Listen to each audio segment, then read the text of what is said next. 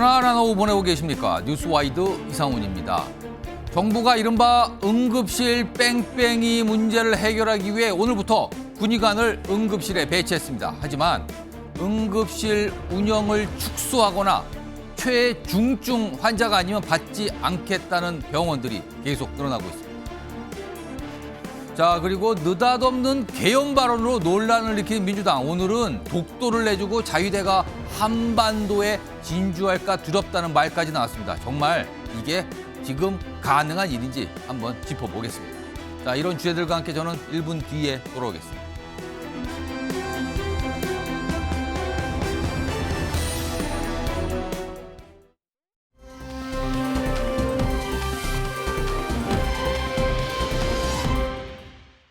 어려움이 있다고 해서 마치 내일 모레 모든 의료기관이 붕괴라는 표현이 뭔가요? 그게 의료기관 문을 닫고 환자 진료를 못하는 상황인데, 그렇죠. 왜 그런 표현들을 써가면서 국민 불안을 가중시키는 표현들을 하시는지 잘 이해가 되지 않습니다.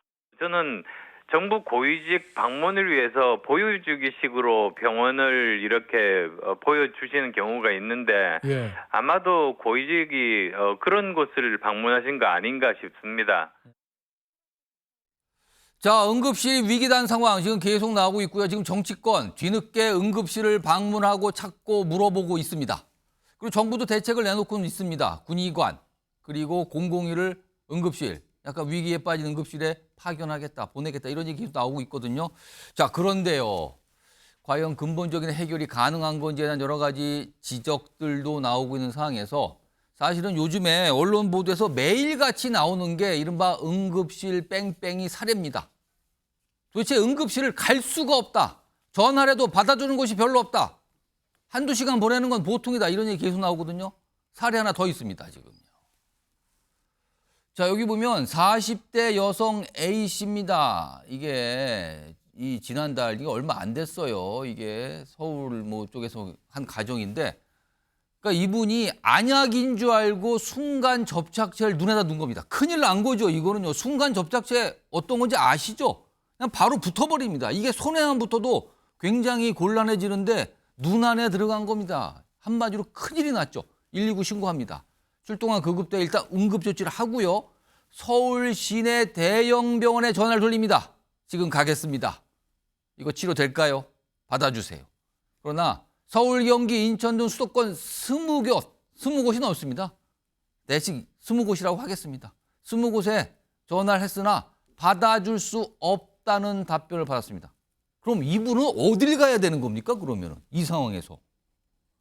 결국에는요, 이 구급대원이 병원을 못 찾고 현장을 떠났습니다. 그래서 이제 다시 보호자한테 이 환자분을 다시 인계하고 이 순간 접착제가 눈에 들어가서 큰 일을 겪으신 이분은요, 그 다음날 평일에 그냥 병원에 가서 치료받았답니다. 이거 굉장히 위험한 상황 아닙니까? 강성필 민주당 국민소통위 부위원장 나와 계신데요. 네. 엄격히 좀 얘기해 보겠습니다. 당장의 생명의 위협은 없다고 할 수 있습니다. 저 상황에. 그러나 이거 자칫 잘못하면 실명의 위기까지 있을 수 있어요. 이게 어떻게 될지 모르는 거거든요.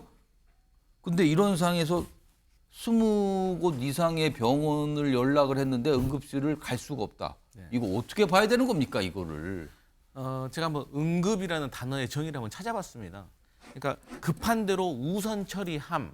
그러니까 이게 얼마나 아프고 얼마나 덜 아프고 차이. 그러니까 곧 생사고락의 위기의 문제인 거가 아니라 어쨌든 사람이 다쳤을 때 일단 본인이 스스로 해결할 수 없을 때 그리고 이런 것들을 빨리 해결하고 싶을 때 응급 우선적으로 처리하는 곳이 응급실인 거예요. 예. 그러니까 다시 한번 말씀드리면 응급실이라는 거는 경증이냐 중증이냐의 문제가 아니라 얼마나 지금 현재 갑작스럽고 돌발적인 상황이 벌어졌는가에 대해서 대응을 해주는 것이 저는 응급실의 정의라고 생각을 하고 말씀하셨던 것처럼 순간 접착제가 눈에 들어갔습니다. 그러면 세상 살면서 눈에 순간 접착제가 들어가 본 사람이 몇 명이나 있겠습니까? 그러니까 누가 거기서 대응을 잘 할 수가 있겠어요. 또 고열 같은 건 경증이라고 하는데 예. 이 성인에게는 고열이 경증으로 느껴질 수가 있지만 유아들한테는 또 고열이라는 게 경증이 아닐 수가 있고 예. 저같이 엄살이 심한 사람은 조금만 다쳐도 엄청 아픈 통증을 느끼거든요. 갑자기 본인이 엄살이 심하다는 말씀을 네. 사례로 드셨군요, 지금요. 그러니까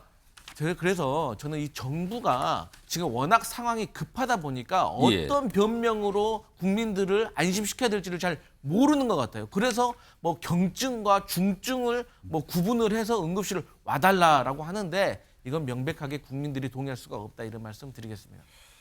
이런 상황에서요. 지금 의료 관련 정책 그리고 의대 정원 증원 관련 정책을 사실상 실무에서 끌고 있죠. 보건복지부 차관. 중증과 중증이 아닌 상황에 대해서 지금 사실은 정부에서 중증만 가능하면 중증일 경우에만은 응급실 가세요 이런 얘기 하잖아요. 중증과 경증에 대해서 어떤 기준 제시를 좀 한 말을 합니다. 들어보시죠. 중증이라는 거는 거의 의식이 불명이거나 네. 본인이 스스로 이렇게 뭘 할 수 없는 마비 상태에 있거나 이런 경우들이 이제 대다수이고 예. 그렇지 않은 경우 뭐 보통 이제 열이 많이 나거나 배가 갑자기 아프거나 이제 이런 것들이 경증에 해당되는 거고 어디가 찢어져서 피가 많이 난다 이런 것도 사실 경증에 해당되는 거고요. 김철원 경희대 특임 교수님. 많은 분들이 저희에게 약간 당황을 하시더라고요. 지금 한번 충격을 좀 받으셨을 것 중증과 경증의 기준을 얘기했는데 그러면 지금 얘기에 따르면은 어디 살짝 찢어지거나 열 나는 거는 경증이에요. 그리고 뭐 영상에 안 나왔지만 약간 아프신 분이 스스로 뭐 응급실 가거나 아니면 119에 전화할 정도면 그건 정증으로 봐야 된다. 그러니까 거의 의식 불명 정도만 중증이고 그 정도만 이걸 좀 연장해 보면 그 정도 아프신 분들 정도만 응급실 가야 되는 거 아니 이 얘기 들은데 일단 중증과 경증의 기준을 좀 아세요? 김철 저는 교수님은? 뭐 보통 보면 이제 뭐 목에 생선까지가 걸렸는데 예. 응급실을 찾아오는 경우도 있긴 있거든요. 있죠. 사실은 여러 가지가 있기 때문에. 근데 단순 경증하고 중증을 제가 볼 때 저렇게 의학적으로 딱 무자르듯이 구분할 수 있는지 모르겠지만 적어도 경증에서 또 중증으로 발전하는 또는 경증과 중증 사이에 있는 분들도 많이 있거든요. 애매하기도 하고 이게 지금은 별거 아닌 것처럼 보이지만 실제 또 검사해보면 더 커질 수도 있는 그렇습니다. 거잖아요. 그렇기 때문에 아마 국민들께서는 그런 과정에 있으면 불안하기 때문에 일단 응급실을 방문하고 어떤 적절한 의학적 조치를 취하기를 바라는 건데 지금 박명수 차관이 저렇게 뭐 이 경증과 중증을 저렇게 구분한 이유는 보면 결국은 정부에서는 원활하게 지금 돌아가고 있다고 하지만 예. 실질적으로 원활하게 돌아가지 않고 있는 상황 그리고 응급실에서 결국은 전문의가 부족하다는 상황을 실토한 거라고밖에 볼 수 없는 거거든요. 예. 그래서 저는 이번에 지금 보면 이번 추석을 앞두고 여러 가지 의료 파행이나 의료 대란 얘기가 나오고 있는데 저는 의사단체든 정부든 이번 추석을 마지막 승부처로 보고 있는 것 같거든요. 특히 정부가. 예. 정부는 이번 추석만 넘기면 이제는 의대 정원은 이제는 뭐 완전 대못을 박는 거다. 이제 절대로 뭐 되돌릴 수 없는 거다. 이런 생각을 하는 것 같고 제가 의사단체도 보면 결국 앞에 환자들이 굉장히 고통을 받고 있고 죽어가고 있는 상황에서도 뒷짐지고 팔짱을 끼고 있으면서 결국은 제가 환자가 죽어가겠네 이렇게 얘기를 하고 있는 거거든요. 결국 이번에 추석 대란에서 만약에 의도했던 의료 대란이 벌어지면 국민 여론은 결국은 바뀔 것이고 결국은 뭐 정부도 결국은 뭐 이런 의료 대란 앞에서 무릎을 꿇고 굴복할 수밖에 없다. 아마 역대 정부들도 그런 의료 대란 앞에서 다 굴복했거든요. 그래서 아마 의사협회에서는 아마 이번 추석을 아마 나름대로 그런 승부처로 마지막 어떤 반격의 시점으로 보고 있는 것 같은데 결국은 그 사이에서 피해를 보고 있는 건 국민들이거든요. 그래서 저는 지금 여러 가지 평행선을 달고 있는 상황에서 저 나름대로 해법 한번 생각해 본 건 대통령께서 의사와의 대화를 한번 해라. 옛날에 2004년도에 보면 어떤 검찰개혁을 예, 추진하는 예. 과정에서 노무현 대통령이 예. 검사와의 대화를 한 적이 있거든요. 그래서 저는 대통령이 추석 전에라도 전공의 한 100명하고 의사와의 대화를 하게 되면 적어도 의정 사이에 있는 불신도 좀 줄일 수도 있고 아니면 적어도 이번 추석만큼은 그래도 전공의들 일부 응급실로 돌아와서 진료에 좀 참여하는 그래도 의사들이 돈 벌려고 의사를 하는 건 아니고 그래도 환자의 생명을 구하기 위해서 하는 의사이기 때문에 나름대로 그래도 이번 추석 때만큼은 그래도 임시 돌아왔다가 다시 어떤 정부의 정책에 대한 투쟁을 하는 건 모르지만 그런 것들에 대한 어떤 중재안들도 좀 나올 수 있지 않을까 이렇게 보입니다. 김종욱 전 청와대 행정관?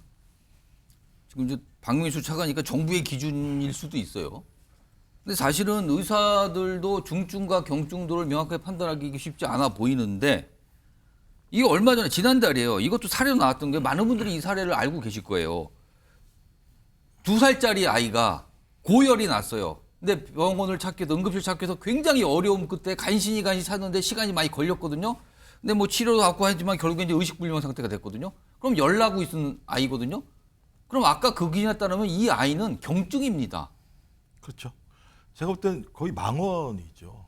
저는 그 말의 의도가 경증, 중증을 나누려고 하는 게 아니라 예. 소위 추석 연휴 기간 동안에 많은 분들이 소위 응급실을 찾아가는 것을 사전에 막기 위해서 저렇게 얘기했다는 생각밖에 안 드는 본인 거예요. 스스로 판단하기에 좀 그렇게 엄청난 거 아니면은 웬만하면 응급실 가지 마세요라는 말을 하기 위한 설명이라고 보시는 그렇죠. 거예요? 그 본인이 또 예. 아이를 키워봤으면 아니 애가 열이 나면 야, 이 애는 경증이야. 병원 안 가도 돼. 이런 부모가 어디 있습니까? 그리고 만약에 새벽에 아이가 열이 나면 뭐 가까운 병원이 열려 있습니까? 그렇죠. 어떤 형태로든지 이 동네 아이의 병원은 그 시간에 아주 열지 그렇죠. 않아요. 그러니까 어떤 형태로든지 열을 내릴 수 있는 초기적인 작업을 해야 되는데 아니 예를 들어 이런 식으로 얘기를 한다는 거는 그냥 알아서 처리해라라는 뜻밖에 안 되는 거거든요. 그러니까 소위 국민의 생명을 지켜야 될 복지부 차관이 대통령과 대통령의 정책을 지키기 위해서 이런 얘기를 한 거라고 하는 의심을 받을 수밖에 없는 측면이 분명히 있다.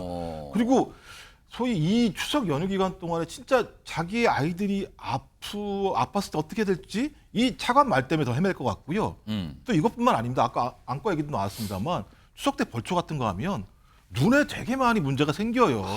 근데 지금 안과는 응급실에서 처치할 수가 없기 때문에 안과 전문의가 별도로 있어야 돼요. 근데 안과 전문의가 없기 때문에 응급실 가도 처치를 못하는 상황이 벌어져요. 그러면 정부가 여기다 대책을 세워야 된다고 말씀을 하시는 게 우선인 거죠. 전 그래서 박민수 차관 책임질 아니면 해결할 능력도 없으면 그만두세요. 이렇게 앉아가지고 국민 염장 지르지 마시고. 제가 박상수 국민의힘 대변인하고 강성필 민주당 부위원장께 한 3, 40초씩만 될 테니까 바로 판단을 좀 해주세요. 지금 저 추석 연휴가 와요. 아까 말씀한 많은 분들이 벌초도 하시는 분도 있거든요. 근데 벌초를 하다 보면 나타날 수 있는 현상들이 그러니까 부상이 나스이나 이런 걸 들고 하잖아요. 그렇다면 배임 사고가 나는 경우가 많거든요. 그리고 이게 제초 기계 같은 거에 다치는 분들도 꽤 나와요. 그런 경우에는 배인 거잖아요. 그러면은 찢어지는 경우가 됩니다. 자, 그리고 산에서 하기 때문에 뱀에 물리는 경우도 있습니다. 자, 이럴 때는 어떻게 되는 겁니까, 그러면?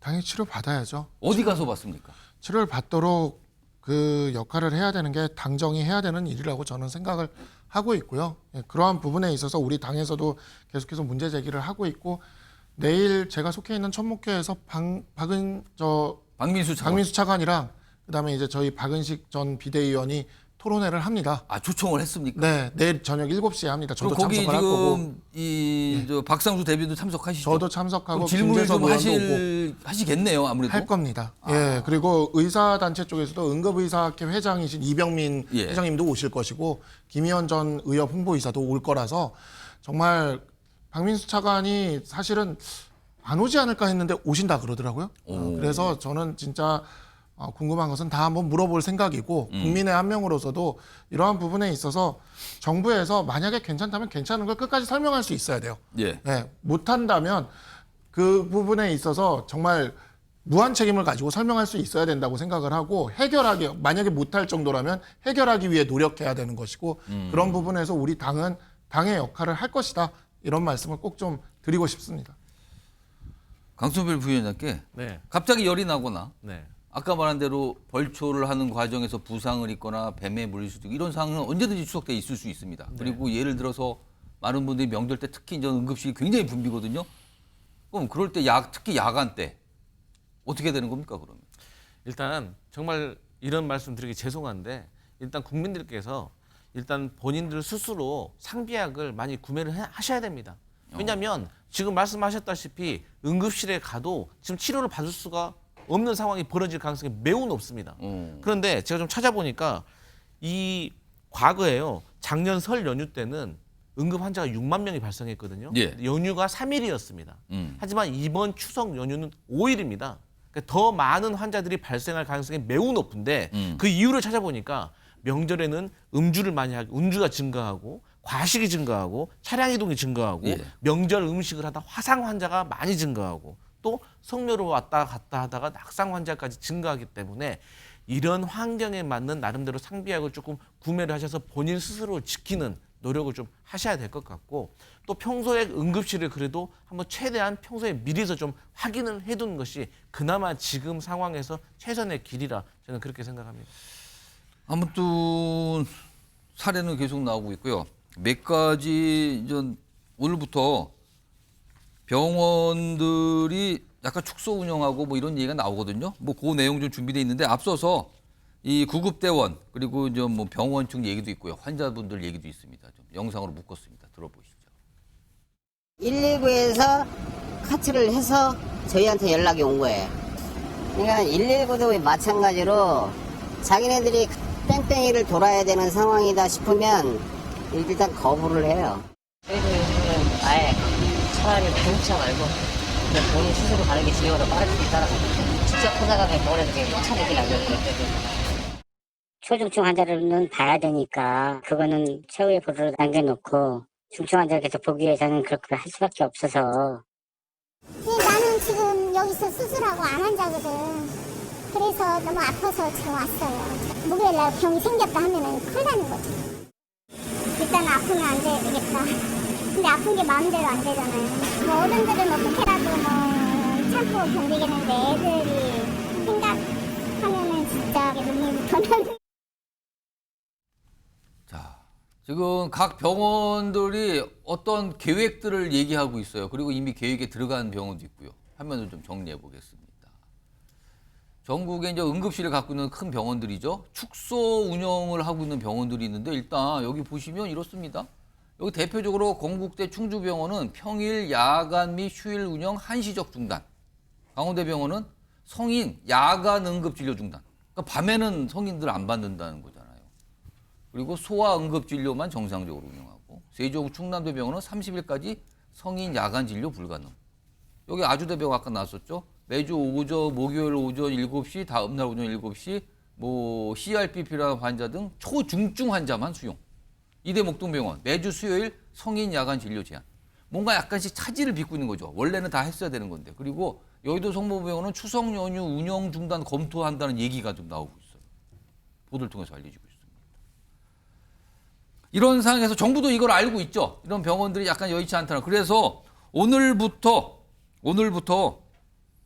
군의관을 이런 응급실, 약간 뭐 사람이 부족한 응급실에 파견하고 9일부터는 공보위도 배치한다 그러는데 박상수 대변인, 군의관이나 공보위가 응급의학 전공이 아닌 다음에 응급실에서 아무래도 응급의학 전문이나 전공의보다는 부족할 거 아닙니까? 뭔가 처치가? 그렇게 생각드는 게 상식 아닙니까? 근데 이제 군은 아무래도 응급 상황이 특히 많은 곳이죠. 그렇기 때문에 군의관이 응급의학에 있어서 아주 전문성이 없을 거라는 것은 저는 좀 거기에 대해서는 그렇지 않다고 생각은 합니다.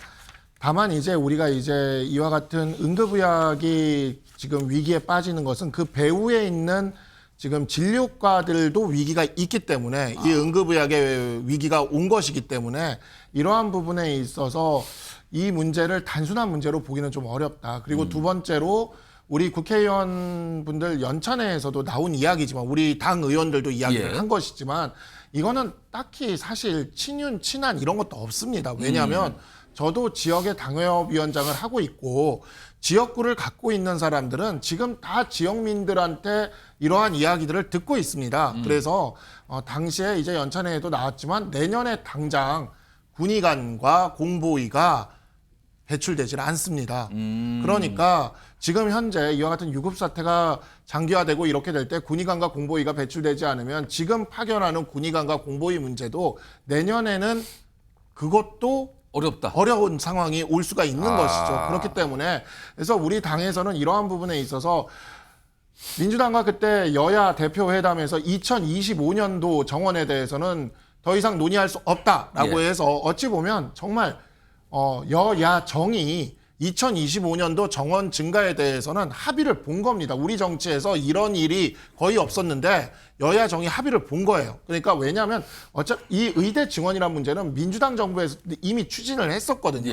문재인 정부가 400명 늘리려고 했다가 실패를 했고 그래서 의대 증원에 있어서는 민주당도 뜻이 다르질 않다고 알고 있습니다. 그래서 그러한 부분에서 합의를 했고 그렇다면 이제 26년 부분에 대해서는 좀 이러한 파행을 막을 수 있는 방안을 함께 좀 이제 머리를 맞대고 이제 생각을 해야 될 때다. 그게 지금 우리 당의 입장이고 그 입장을 계속해서 견지해 나가고 설득할 것이다. 라고 좀 말씀을 드리겠습니다. 김종욱 전 행정관께는 민주당 소속이니까, 그러니까 지금 이 상황, 응급실 관해서 여러 가지 지적과 여러 가지 모습이 나타난 이 상황의 뭐 시작점, 배경, 뭐 그거는 뭐 차치하겠습니다. 지금 상황을 놓고 얘기하겠습니다. 민주당은 대책이 있습니까? 이 상황을 타개할 수 있는 지금? 뭐 좀 제안했던 것들이 이번에 박찬대 원내대표 같은 경우 어떤 형태로든지 소위 이 문제를 해결할 수 있는 사회적 기구를 만들자. 그러니까 적어도 예를 들면 국민들이 안심할 수 있어야 되는 거거든요. 그러니까 국민의 안심 속에서 나오는 대책에 대해서는 국민들이 신뢰합니다. 근데 말씀하신 것처럼 하나하나 큰 문제가 발생할 때는 그것이 존재한다고 하더라도 신뢰하지 못하는 것이죠.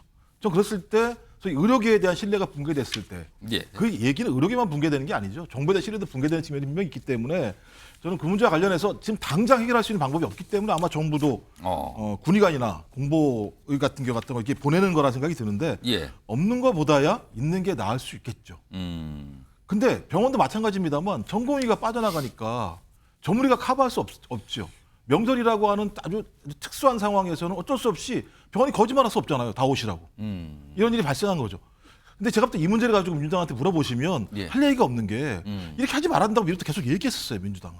이건 어떤 형태로든지 소위 이 이해 당사자들이 모여서 이 부분에 대해서 토론을 통해서 서로가 책임질 부분에 대해서 확약을 하지 않으면 쌍방이 신뢰가 되지 않으면 어차피 이런 대란으로 갈 수밖에 없다고 끊임없이 문제 제기했습니다. 아니, 오죽하면 소위 국민의힘 집권 여당의 당대표도 중재안을 냈겠습니까? 중재안을 낸다는 건 어떤 형태로든지 의사들이 현장에 복귀할 수 있는 명분을 줘야 된다는 거 아니겠습니까? 근데 그거 그냥 대통령과 대통령실에서 한 발에 차버렸잖아요. 현실성이 없다고 얘기를 해버렸잖아요. 그러면 유일한 방법은 대통령이 말한 거 외에는 방법이 없다라는 얘기잖아요. 저는 그래서 이런 식으로 가면 제가 볼 땐 쌍방이 마찬가지죠. 그냥 끝까지 가는 거죠. 저는 그래서 어떤 형태도 오늘 얘기했던 박찬대 원내대표의 안이나 또 지금 내일 또 국민의힘에서 토론대 하신다면서요. 좀 나름대로 좀 여야가 제기하는 중재안을 수용하십시오. 수용을 해서 국민들이 안심을 할 수 있어야 그 정책에 더 신뢰할 수 있는 거잖아요. 저는 근데 대통령이 지금 했던 거 보면 안 할 것 같아요. 어딘가는 풀어줘야 된다라는 생각밖에 없다라는 생각이 들어서 피해는 국민이 볼 수밖에 없다. 지금 사실은 이게 정부와 의사들 사이에서 의대 정원을 늘리는 문제, 그리고 정부가 이제 강행을 했죠. 그거에 대해서 의사단체가 반발하는데 의사단체 역시 증원 백지화를 요구하고 있어요. 이것도 과연 해법이 되는 건가? 정부가 백지화를 할 것 같지도 않고, 백지화가 이미 입시가 시작된 상황에서 백지화가 불가능하다는 상황인데 백지화를 또 요구하는 걸 이건 어떻게 할 것인가? 그러니까 지금으로서는 정부나 의사단체에 타협점이 없는 상황에서 이런 현상이 발생하고 있는 겁니다. 군의관 파견하고 공보위 파견하지만요, 이건 임시 방편이잖아요. 그것도 과연 얼마나 효과가 있을까? 이거에 대한 지적도 있는 상황이잖아요. 상황이 이렇습니다. 많은 분들이 불안해하고 답답해하고 계십니다, 지금요. 그리고 이런 상황에 추석 연휴 명절, 추석 명절 연휴는 다가오고 있습니다. 자, 첫 번째 이슈, 많은 분들이 걱정하시는 내용 좀 다뤄봤고요. 다음 주제로 넘어갑니다. 키워드 먼저 확인해 봅니다. 민주당 의원님이 있고 박찬대 원내대표가 있는데 상상력일까 이렇게 물음표가 있네요. 상상력. 뭔가를 얘기했는데 그게 상상의 영역인가요, 그러면은? 일단 오늘 박찬대 민주당 원내대표가 교섭단체 대표연설을 국회 본회의장에서 했어요. 이게 이제 각 정당이 돌아가면서 이제 매일 하고 있는 건데 오늘 몇 가지 모습이 좀 있었습니다. 확인해 보시죠. 윤석열 대통령은 헌법을 준수하고 있습니까? 국가의 독립과 영토의 보존, 국가의 계속성을 수호하고 있습니까? 동해를 일본해로 표기해도 방치합니다. 한반도 평화를 위한 노력은 삽시간의 물거품이 되었습니다. 이러다가 독도마저 일본에 내주고 자위대가 한반도에 진주하지 않을까 우려가 커지고 있습니다.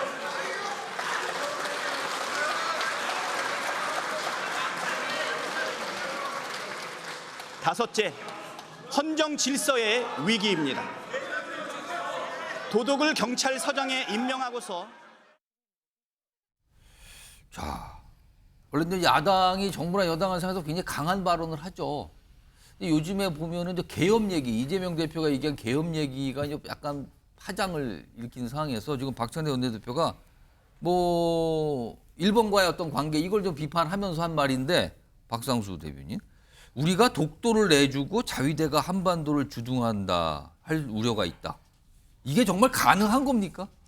아니, 전혀 불가능한 일이고요. 예, 그냥 일단 기본적으로 독도는 그냥 우리 땅이에요. 무조건 우리 땅. 근데 이런 이야기들을 계속 하는 것 자체가 독도를 분쟁지로 만들려는 그 일본의 의도에 오히려 휘말리는 것이라고 볼 수 있고요. 일본의 자위대는요, 솔직히 일본 내부에서도 위헌적인 단체라는 비판을 받을 정도 일부 정치 세력은 그렇게 이야기를 합니다. 예. 그러니까 일본은 기본적으로 평화헌법에 따라 2차 세계대전 패망 이후 평화헌법에 따라 군을 못 가지는 나라예요. 근데 이게 모든 국가들은 유엔 헌장상의 자위권을 갖고 있기 때문에 그 자위권을 실행하는 군대로서 자위대를 가지고 있는 건데 이 단체가 위헌이라고 일본 정계에서도 주장을 하는 정치 세력이 있을 정도로 일본 자위대는 그 법적 지위가 되게 모호한 집단입니다. 근데 그 자위대를 우리나라 영토에 주둔시킨다? 말도 안 되는 소리를 하고 있는 거고요. 이거는 국제법에 대한 무지. 우리 박찬대 원내대표 본인의 그 원내 부대표의 이야기에 따르면 회계사라서 네. 이게 금융 지식이 뛰어나서 뭐 금융 투자 소득세에 대해서 토론하자 그랬는데 이게 법에 대해서는 좀 공부를 좀 하셔야 되는 거 아닌가. 국제법에 대한 지금 무지입니다. 무지. 그러니까 일본의 자위대의 법적 성격, 일본이란 국가의 평화헌법의 법적 성격 이런 것들에 대해서 좀 이제는 공부를 좀 하시고 이게 지금 다 교섭단체 연설 아닙니까? 예. 여기서 이런 식의 말도 안 되는 괴담을 퍼뜨리는 것은 이 제1야당의 원내대표로서 적절하지 않은 모습이다. 그리고 제가 좀 이 독도 문제와 관련돼서 꼭 좀 말씀드리고 싶은 것은 그 김대중 대통령이 독도 문제와 관련돼서 한일 신어업협약에서 독도를 중간수역으로 설정을 해주는 협정을 맺어줬어요. 일단 그것부터 내부에서 그때 당시에 그 김대중 정부에서 굉장히 핵심적인 요직거나 그 활동을 하셨던 박지원 의원한테 좀 물어보세요. 왜 그랬나? 네, 그래서 사실 이 독도 문제와 관련돼서는 이승만 대통령이 평화선 선포했을 때 가장 잘했던 거고 박정희 대통령 때 한일 협정을 맺으면서 평화선 포기한 게 1차 우리의 잘못이었고 하지만 결정적인 잘못은 김대중 대통령 때 신한일 어업협정 맺으면서 독도를 중간수역으로 해가지고 한일 공동의 중간수역으로 해서 분쟁지로 만들어버리듯이 이렇게 해석되게 만들어버린 게 김대중 정부에서 한 겁니다. 그것부터 좀 따지시고 내부에서 좀 정리하시고 독도 이야기는 좀 외부에 해주실 걸 부탁을 좀 드리겠습니다. 지금 오늘 박찬대 원내대표 그 얘기와 관련해서 국민의힘에서도 뭐 가만히 있지는 않았죠. 반응을 좀 보였습니다. 들어보시죠. 출처와 근거가 미약한 내용을 사실인 듯 유도하며 정치 공세와 선전을 이어갔습니다. 친일 프레임으로 대통령의 인사권을 형해한 부분 역시 의회에서 언급하기에 부적절한 발언이 아닐 수 없습니다. 그나마 실체 없는 계엄령을 언급하지 않은 것은 평가할 만합니다. 그러나 이미 언급한 계엄령에 대한 사과와 성찰이 빠진 부분은 유감이 아닐 수 없습니다. 강소필 민주당 네. 부위원장.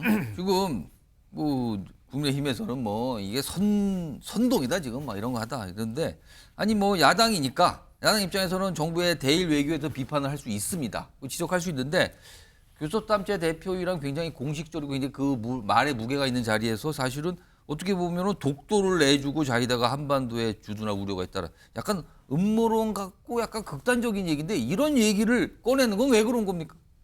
그만큼 이번 정부에서 대일에 대한 어떤 정책에 대해서 저희 민주당이 우려를 하고 있고 또 민주당은 많은 국민들과 지지자들이 우려하는 것을 대신 전달한 겁니다. 그리고 이렇게 교섭단체 대표 연설에서 이 정도의 내용을 얘기할 정도로 심각한 상태고요.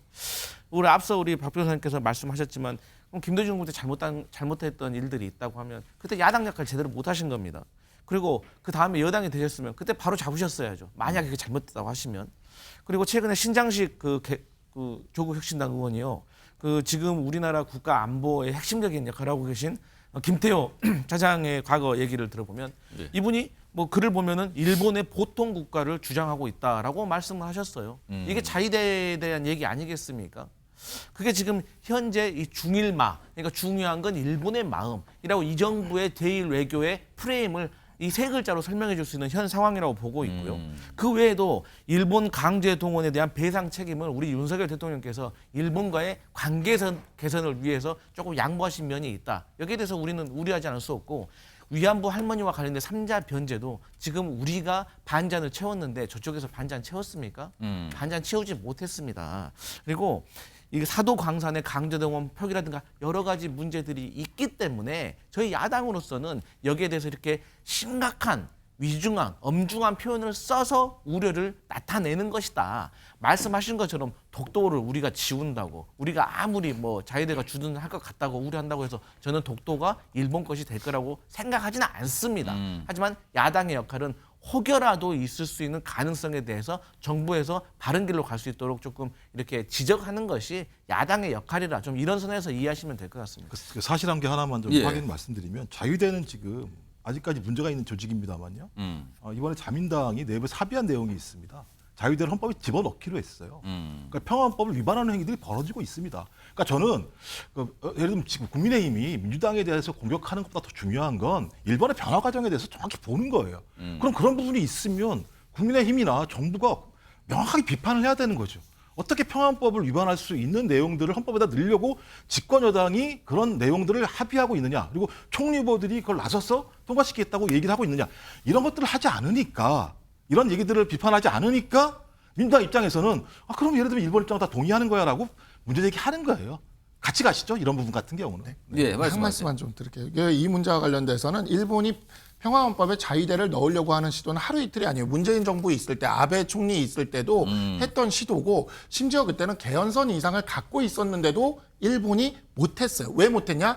마지막 국민투표를 통과할 자신이 없었거든요. 사실 아베가 제일 하고 싶어 했던 게 이 자위대를 헌법에 넣고 평화헌법 구조를 개정하는 것이었는데 예. 국민투표 통과할 자신이 없어 개헌선 통과하고도 갖고 있으면서도 못했던 겁니다. 그러니까 사실 이런 문제는 우리가 어찌 보면 일본의 그런 양심적인 세력과 함께 힘을 합쳐서 일본이 그와 같은 군국주의로 가는 것을 막는 거 맞아요. 그렇게 해야 되는 거 맞는데 오히려 거기에서 우리 어찌 보면 국정의 파트너인 여당을 공격하면서 자위대를 국내에 주둔시키려고 하고 있다? 이런 말을 하게 되면 그건 지금 뭘 하자는 거예요? 일본 자민당에 힘을 실어주겠다는 거예요? 그럼 우리나라의 한 절반 정도 되는 정치 세력이 일본 자위대의 국내 주둔을 지지하는 정치 세력이라고 우리 제1야당의 대표가 국회에서 만천하에 선언하는 겁니까? 이렇게 되면 일본 자민당만 만세 부를 겁니다. 누가 좋아할 이야기를 여기 이렇게 이 밖에다가 되게 망신살이 뻗친 예. 이야기를 하는지 저는 모르겠습니다. 정말. 하나 말씀드릴게요. 최초라고요. 자민당에서 이렇게 결정한 게 최초입니다.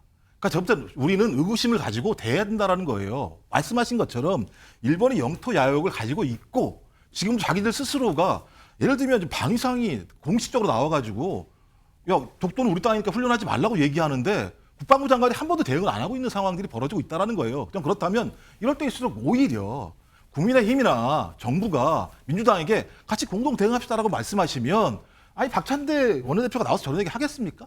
하지 않고 있고 독도 조형물은 사라지고 있고 여러 가지 정황 증거들을 보면 독도에 대해서 과거보다는 이 정부가 잘 막지 않으니까 저렇게 얘기하는 거예요. 경각심을 제기하려고. 알겠습니다. 제가 두 분 얘기 그리고 앞서서 뭐 여야 얘기 들어보니까 아니 뭐 외교 대일 외교 보니까 뭐 이 정도 얘기도 못 합니까? 걱정돼서 하는 겁니다라는 거하고 그런 쓸데없는 얘기를 해서 이게 왜 일본 좋으라고 지금 그러는 겁니까? 약간 이런 반응들이 지거든요, 지금요. 그런데 사실은 이런 내용에 대해서 여당에서 또 굉장히 강한 이 반발을 하는 이유 중 하나가 얼마 전에 민주당이 이제 계엄 얘기를 꺼내놨잖아요. 이게 이재명 대표가 지난 1일 얘기하면서 이제 커졌는데 이게 오늘도 나오고 계속 이어지고는 있어요. 근데 이와 관련해서 김민서 민주당 최고위원은 연일 뭔가 얘기를 해요. 뭔가. 그래서 가만히 들어보면은 본인은 뭔가를 갖고 있는 것처럼 얘기를 합니다. 그리고 이에 대해서 국민의힘 내부에서 약간 비꼬는 듯한 반응도 나와요. 들어보시죠. 대통령실이든 윤석열 대통령이든 한동훈 대표든 그냥 이 문제에 넣어서 전 좋아하는 생중계 토론을 할 용의가 있습니다. 실제로 국민 앞에서 이 사안이 과연 우리가 이렇게 진지하게 검토하고 토론하고 경고해야 될 사안이 아닌지. 물론 한동훈 대표는 이 사안을 잘 모를 겁니다. 요건의 핵심이라고 볼 만한 정도로 정보를 공유하고 있지 않기 때문에. 야당이 지도부부터 모두 집단적으로 실성을 했다 이런 제보가 들어오고 있어요. 그건 제보라기보다는 제보자의 생각 아닙니까? 민주당도 지금 그렇게 이야기하고 있잖아요. 제보가 들어오고 있다고. 증거도 있죠. 집단적으로 실성한 증거. 다 헛소리잖아요. 예. 그 수준 이상의 이하도 아닌 것 같아요. 제보는 많이 들어오고 있는데 예. 구체적인 증거는 차차 공개할 거예요. 김재원 최고위원이 약간 비꼰고 같죠? 이거는 무슨 약간 무슨 개그 프로에서 뭐 하는 말씀 비슷한 걸 하면서. 근데 김민석 의원은 계속 그러니까 한동훈 대표 얘기하면서 그 정도 수준의 정보에 접근하지 못하니까 그러는 거다. 근데 본인은 뭔가 알고 있다는 식으로 얘기를 하잖아요. 그런데 김민석 최고위원과 달리 다른 민주당 구성원들은 조금 다른 결의 얘기를 합니다. 두 명의 인물이 얘기를 하는데 좀 들어보시죠. 충암고하고 계엄령의 연관성, 정 의원님은 어떻게 보십니까? 뭐 추측할 수는 있겠지만은 뭐 그냥 이야기하는 거 아니겠습니까? 야당에서 그냥 그런 위험성들을 경고한 거고 그런 생각조차 갖지 마라 그런 측면에서 얘기한 거 아니겠습니까? 제가 근거가 있는 점은 정확히 모르겠습니다. 뭐 제보가 있다 뭐 그런 얘기도 있는데 그 제보라는 게 되게 그런 상상력인 거 아니겠습니까? 그러나 그걸 갖고서 이 문제를 자꾸 확대시키는 게 그 자체가 문제죠. 저한테 제보를 한 장도 없고 제보가 제가 듣지는 못했습니다만은 아마 그 비상식적인 국정 운영이 어떤 그 계엄 논란까지 이른 게 아닌가 저는 그렇게 생각을 해봅니다. 구체적인 제보 같은 거는 접하신 적이 없다 그건데. 네, 저는 뭐 접한 바는 없는데요. 이거 정리를 해보면 안규백 의원은 본인은 제보나 이런 거 들은 바가 없다. 정성호 의원은 그 제보 관련해서 이거 상상력 아니겠습니까? 근데 김민석 의원은 계속 뭐가 있는 것처럼 본인은 거기에 뭔가 그 정부에 접근하고 있는 것처럼 한동훈 대표는 모르는 정보를 나는 접근하고 있다 이렇게 얘기하고 있단 말이에요. 뭡니까 이거는 어떻게 상황입니까? 그러니까 결국은 이제 근거나 뭐 이렇게 어떤 제보나 이런 것들을 구체적으로 제시하지 못하고 있거든요. 그러니까 결국은 보면 어쨌든 지금 뭐 윤석열 정부의 어떤 국정 운영에 대해서 위험성을 경고한다고 했지만 저는 뭐 2016년도 뭐 박근혜 정부 때 그때 여러 가지 광화문 집회 때 어떤 계엄이 뭐 이 문건이 만들어졌다. 구체적으로 실행으로 옮겨지지 않았던 그런 것들을 가지고 어떤 만약에 뭐 윤석열 정부의 어떤 국정 지지도가 낮으니 어떤 탄핵을 막기 위해서 어떤 계엄을 할 수도 있지 않느냐. 이런 위험성을 경고할 수는 있다고 봐요. 정치권에서. 하지만 구체적인 어떤 증거가 있었다 그렇고 구체적인 제보가 있다고 했거든요. 근데 그것을 내놓지 못하고 있게 되면 결국은 저분들이 다 거짓말 하시는 셈이 되는 거거든요. 저는 지금 저 얘기를 하고 있는 우리 그 김병조 의원 같은 경우에도 사성 장군의 한미연합소 부사령관을 했고 박선호 의원 같은 경우도 국정원에서 굉장히 높은 고위직을 했는데도 불구하고 저런 무책임한 얘기를 한다는 것에 좀 참 개탄스럽다는 얘기를 드리고 사실은 지금 계엄령 하는데 국민들이 잘 모르실 거예요 아마. 왜냐하면 우리 대한민국에 계엄령이 있었던 게 1979년도였거든요. 1979년이니까 지금 아마 한 45년이 지났는데 결국 그렇게 따지면 50대 미만은 전혀 계엄령이라는 걸 한 번도 보지 못했다는 겁니다. 계엄령이라는 사태가 얼마나 무시무시한 사태냐면요. 전방에 있는 몇 개 분대가 빠지는 거예요. 그리고 우리 강화문 거리에 탱크하고 장갑차가 들어온다는 겁니다. 그렇죠. 군이 들어오는 거죠. 그렇습니다. 차끔한 우리 그 무장한 군인들이 방송국, 그리고 국회, 그리고 대학, 그 지하철에도 다 배치가 돼서 어마어마한 무시무시한 상황이 만들어진다는 거거든요. 그런 얘기를 지금 아무렇지도 않게 저렇게 얘기를 하고 있는데 저는 가장 큰 문제는요. 이재명 대표라고 보이거든요. 이재명 대표가 이런 부분에 대해서 근거가 없고 제보가 없으면 이 부분에 대해서 정리를 해줘야 되는데 본인이 지금 여야 대표회담 때 이것을 사실인정 얘기하고 국회의원을 체포 구금할 수도 있다는 좀 더 나간 얘기를 하면서 이렇게 되면 독재 국가가 아니냐고 얘기를 하는 거거든요. 그렇다면 이재명 대표도 이 계엄이 왜 그런 얘기가 나오는 것에 대해서도 소상하게 설명을 해야 되고 만약 이런 것들이 현실적으로 불가능한데도 불구하고 알면서도 저랬다면 정말 잘못된 정치 지도자고요. 모르고도 저랬다면 저는 야당의 지도자로서의 자격이 없다고 보이거든요. 그래서 이 문제에 있어서는 이재명 대표 어떤 행태도 조금 해명을 해야 된다 이렇게 보입니다. 김종욱 전 행정관? 그럼 이재명 대표나 김민석 최고위원은 그 계엄과 관련된 제보 내용에 그 정보에 접근해 있고 정성호 의원 같은 친명 핵심이나 꼽히는 분은 전혀 모르고 있다. 뭐 이런 뜻입니까? 그럼 지금 이게? 저도 그 상황은 모르겠는데요. 예. 일단 민주당은 제가 알기로는 지금 김민석, 박선원 이 두 사람을 중심으로 이 사안을 좀 관리하고 있고요. 계속 얘기를 하고 있는 거예요. 그리고 김민석 그 최고위원 말에 의하면 박선원 의원이 이러저러한 내용들을 가지고 있다. 그 일단의 하나가 소위 경호처장으로 있었던 김명현. 경호처장이 방첩사령관, 수방사령관, 특전사령관을 불러서 같이 얘기를 한 적이 있다. 이럴 수가 없다. 경호처장이 무슨 권한을 가지고 소위 그 수도 방위의 핵심적인 라인이지 않습니까? 그걸 왜 불렀을까? 그리고 그 중에 2명은 충암고 출신이었다. 이런 건 하나의 사실인 거죠. 근데 이 사실만 있는 게 아니다라고 김민석 최고는 얘기를 하고 있어요. 예. 근데 그 내용은 알 수 없죠. 어떤 내용이 있는지는 알 수가 없죠. 근데 그거는 일단 아까 말씀하신 방금 전에 무슨 누가 만났다 그러는 거는 일단 뭐랄까 이걸 정황입니까? 그냥 정황을 보고 얘기하시는 건가요? 근데 지금까지 그러면? 어떤 계엄도요. 사전에 발각됐으면 계엄은 실행이 안 되는 거죠. 2016년도에 추미애 당대표가 이 얘기를 언급했을 때 이런 동일한 상황이 벌어졌습니다. 근데 2017년, 18년에 그 문건이 실제로 발견돼요. 근데 그럼 그 문건이 아무것도 아니냐? 아닙니다. 이 문건을 작성했던 모 중령이 이 사항은 국방부 장관이 지시만 하면 실행되는 거다라고 얘기를 합니다. 그러면서 단어로 의명이란 단어가 있다. 의명이란 단어는 국방부 장관이 지시하면 되는 거다. 그다음에 조현천 그 당시 기무사령관 해외에 갔다가 서면으로 진술한 내용에 의하면 한민국 국방부 장관의 지시에 의해서 이걸 작성한 거다라고 얘기를 하고 있습니다. 저는 이런 부분들이 존재했었기 때문에 그리고 좀 지금 대통령실이나 국민의힘은 이게 다 무죄로 나온 거 아니냐? 무죄로 나온 거 아닙니다. 조현천 전 기무사령관 나왔을 때 국내에 들어왔죠. 그래서 윤석열 정부 하에서 검찰 수사 받았는데 검찰에서 무혐의 종결한 겁니다. 문건 작성한 사람은 1심에서 다 유죄받았습니다. 이런 상황들이 있기 때문에 이런 우려들이 있고 거기다가 또 소위 예를 들면 이제 민주당이 비상식적이라고 말씀하시는데 대통령의 발언 하나하나가 되게 위협적입니다. 사회 곳곳에 반과 세력들이 안약하고 있다.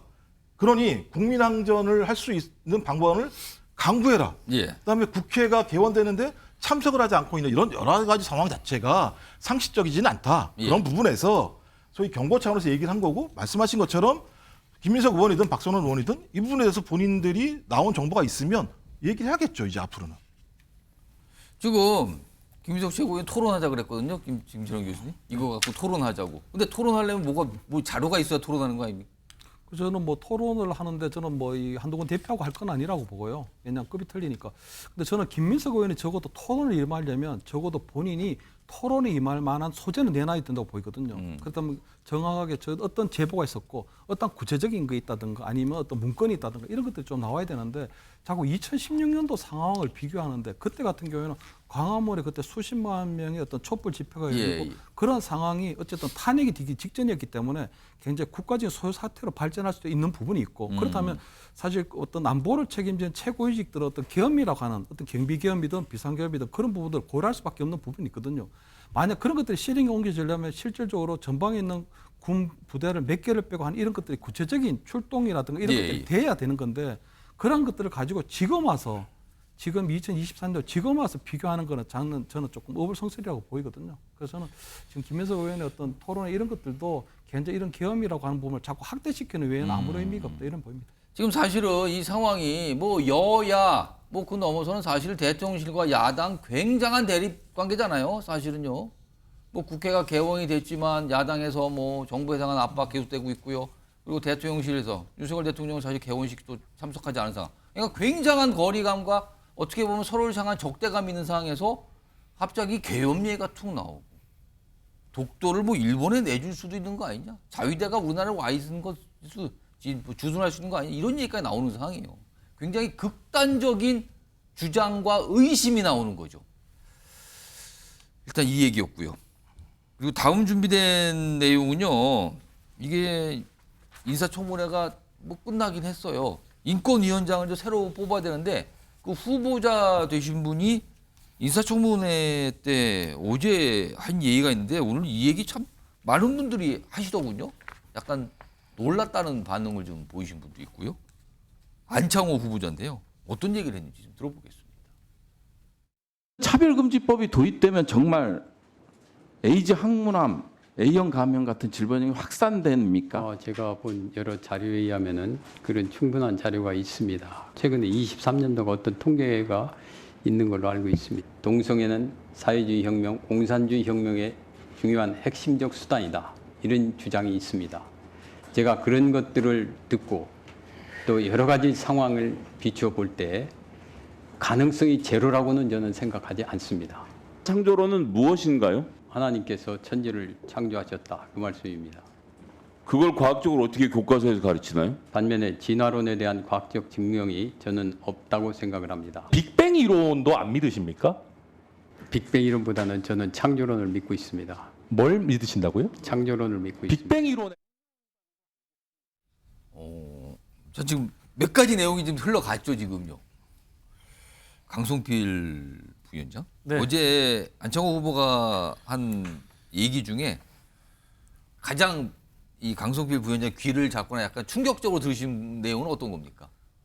방금 저희 민주당 김성애 의원이 질의했던 내용들, 그러니까 뭐 창조론에 대해서 학교에서 어떻게 가르칩니까? 라는 답변에 대한 것들, 그리고 천하람 의원도 말했지만 빅뱅 이론에 대해서 어떻게 생각하시니까 뭐 창조론을 믿습니다라고 했던 것은, 그러니까 일단 기본적으로 특정 종교에 대한 신념이 너무 강하신 것 같습니다. 그러니까 약간 본인의 어떤 종교적 성향이 나타났죠, 네. 저기서. 그리고 이제 본인께서 일단 과학자가 아니신데 진화론의 가능성이 제로라고 말씀하시는 것도, 그러니까 과학적 진화론은 무슨 과학적 근거 뭐 있습니까? 이런 약간 반응이네요. 그리고 일단 그 외에 이제 두 가지 정도를 말씀드리고 싶은데 둘 다 되게 심플한 내용입니다. 첫 번째로는 일단 대한민국의 인권, 국민의 인권을 책임질 인권위원장의 후보자 아니겠습니까? 예.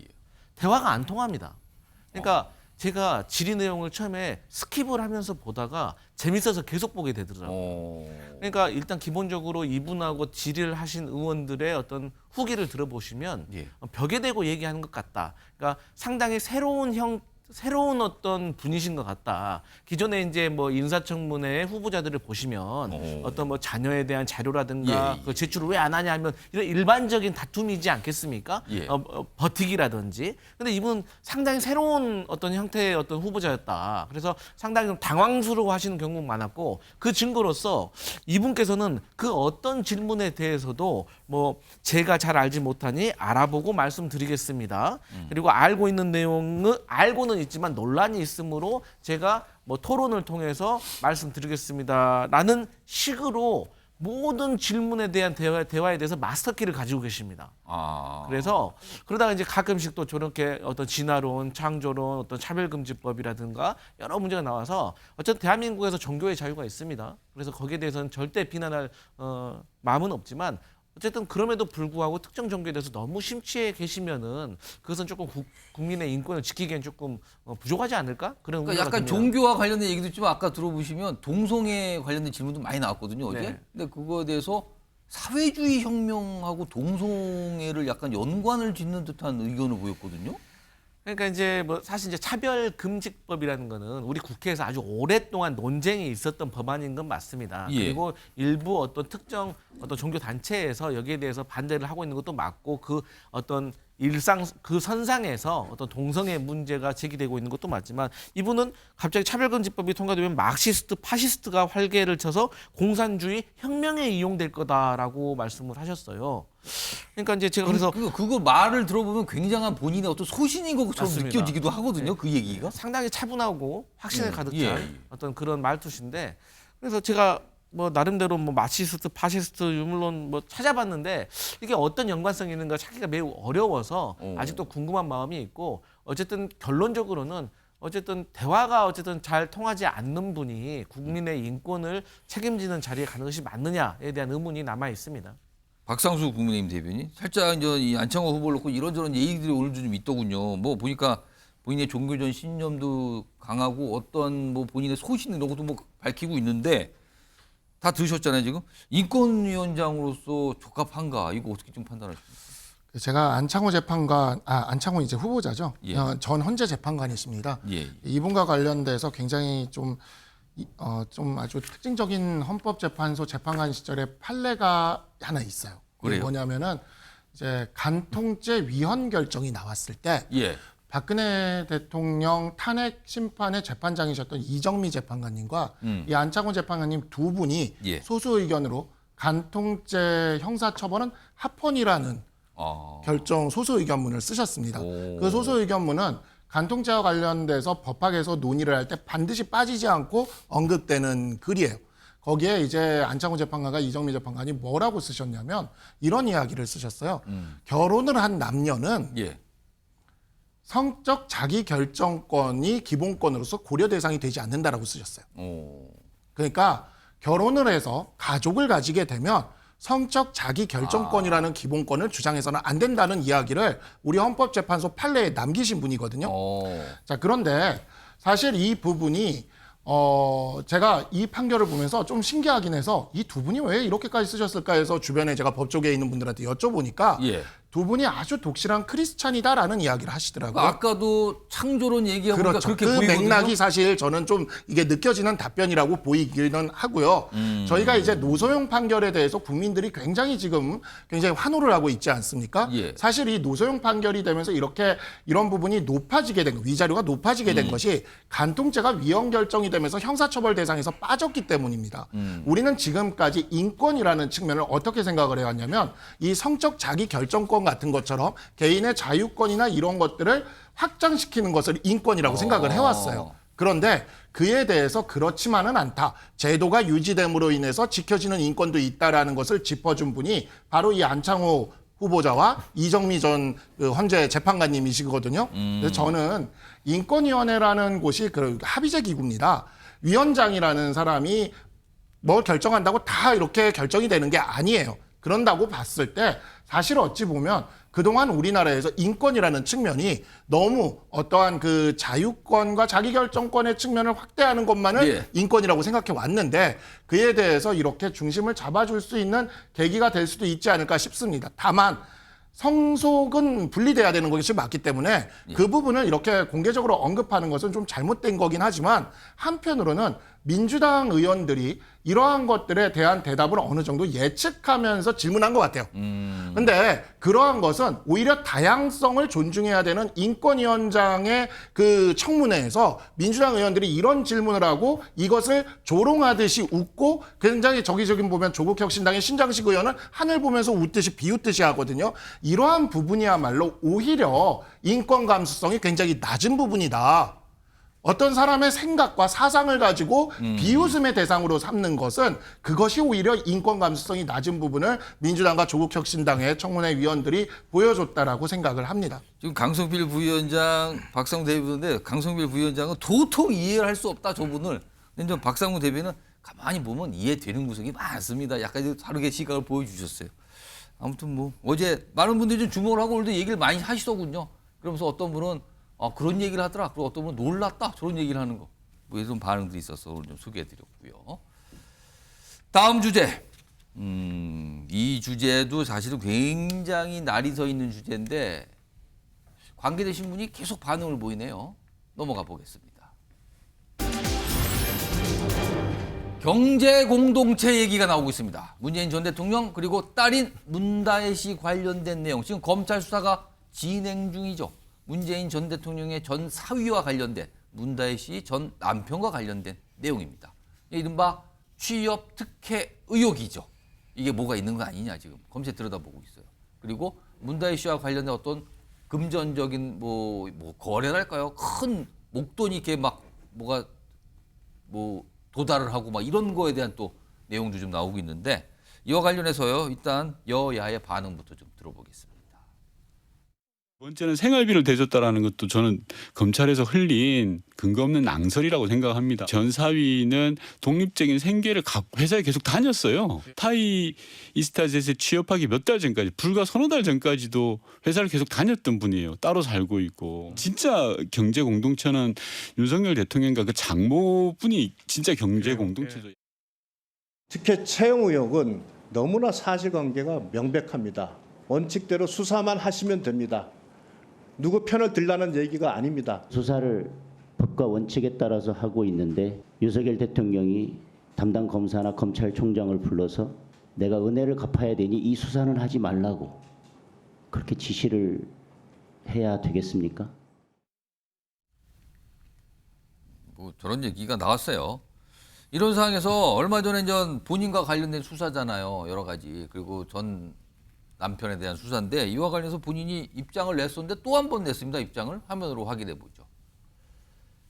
여기 보시면 경제 공동체란 말 만들어 성공했던지라 다시금 추억의 용어를 소환해 얻어준 건가? 그러면서 우리는 경제 공동체 높 아니라는 거죠. 운명 공동체인 가족인데요. 이렇게 반응을 보입니다. 다른 내용도 하나 더 보죠. 가족은 건드리는 거 아닌데 엄연히 자연인 신무인데 이쯤 가면 막 하자는 거죠. 이쯤 가면 막 하자는 거죠. 이거는 과거에 노무현 전 대통령 얘기하고 약간 겹치는 거 아닙니까? 이제 더 이상은 참지 않겠습니다. 이렇게 얘기합니다. 이와 관련된 반응도 좀 있습니다. 보시죠. 마치 자기가 무슨 괜히 던진 돌에 맞아 죽는 개구리라는 그런 비유를 그런 식으로 하시는가 하면 가족은 건드리는 게 아니다라는 건 무슨 옛날에 조폭 영화에 많이 나오는 얘기인 것 같아요. 그죠? 네, 네. 야, 우리 가족은 건드리지 마. 나 가만히 참지 못해. 뭐 마피아 영화도 아니고. 아무 관련이 없는 다이씨 금융거래 내역을 흘려서 망신주기하고 수사하고 이게 공정합니까? 저는 노무현 논두렁 시계대 이탄으로 봅니다. 문재인 대통령이 윤석열 대통령에 대해서 뭘 불이익을 줬거나 피해를 줬거나 했을 경우에는 앙심을 품고 보복할 수 있죠. 근데 자격도 되지 않는 사람을 중앙지검장, 검찰총장 승진시켰더니 지금 수사를 하고 있는 거죠. 저는 배은망덕 수사라고 생각합니다. 정치보복 수사는 아니죠. 보복할 자격과 지위에 있지도 않는 것 같아요. 참 안심합니다. 지금 야당은요, 뭐 이 사람 똘똘 뭉쳐서 굉장히 반발하고 있어요. 그리고 여당에서는 아니 수사할 만하니까 하는 거고 원칙에 따라서 하면 되는 거지 왜 그럽니까? 약간 이렇게 반응을 좀 보이고 있고요. 김철영 교수님, 네. 지금 문다희 씨가 반응을 보인 것 중에 보면 노무현 전 대통령의 그 발언을 약간 가져다가 써서 본인이 입장을 낸 것 같고요. 야당에서는 이른바 제2의 논두렁 시계 이거 역시 이제 노무현 전 대통령 관련해서 언급되는 표현들이잖아요. 이거 좀 여론전입니까? 이거 어떻게 봐야 됩니까? 일단 검찰 수사에 대해서 전체적으로 아마 정치 보복 프레임으로 일단 맞서려고 하는 것처럼 보이고요. 일단 문다희 씨 같은 경우에는 더 이상 참지 않겠다 그런 얘기를 했거든요. 예. 아마 저는 뭐 이 문다희 씨가 보면 거의 일전을 불사하고 임전무태 그런 생각을 하는 것 같아요 보니까.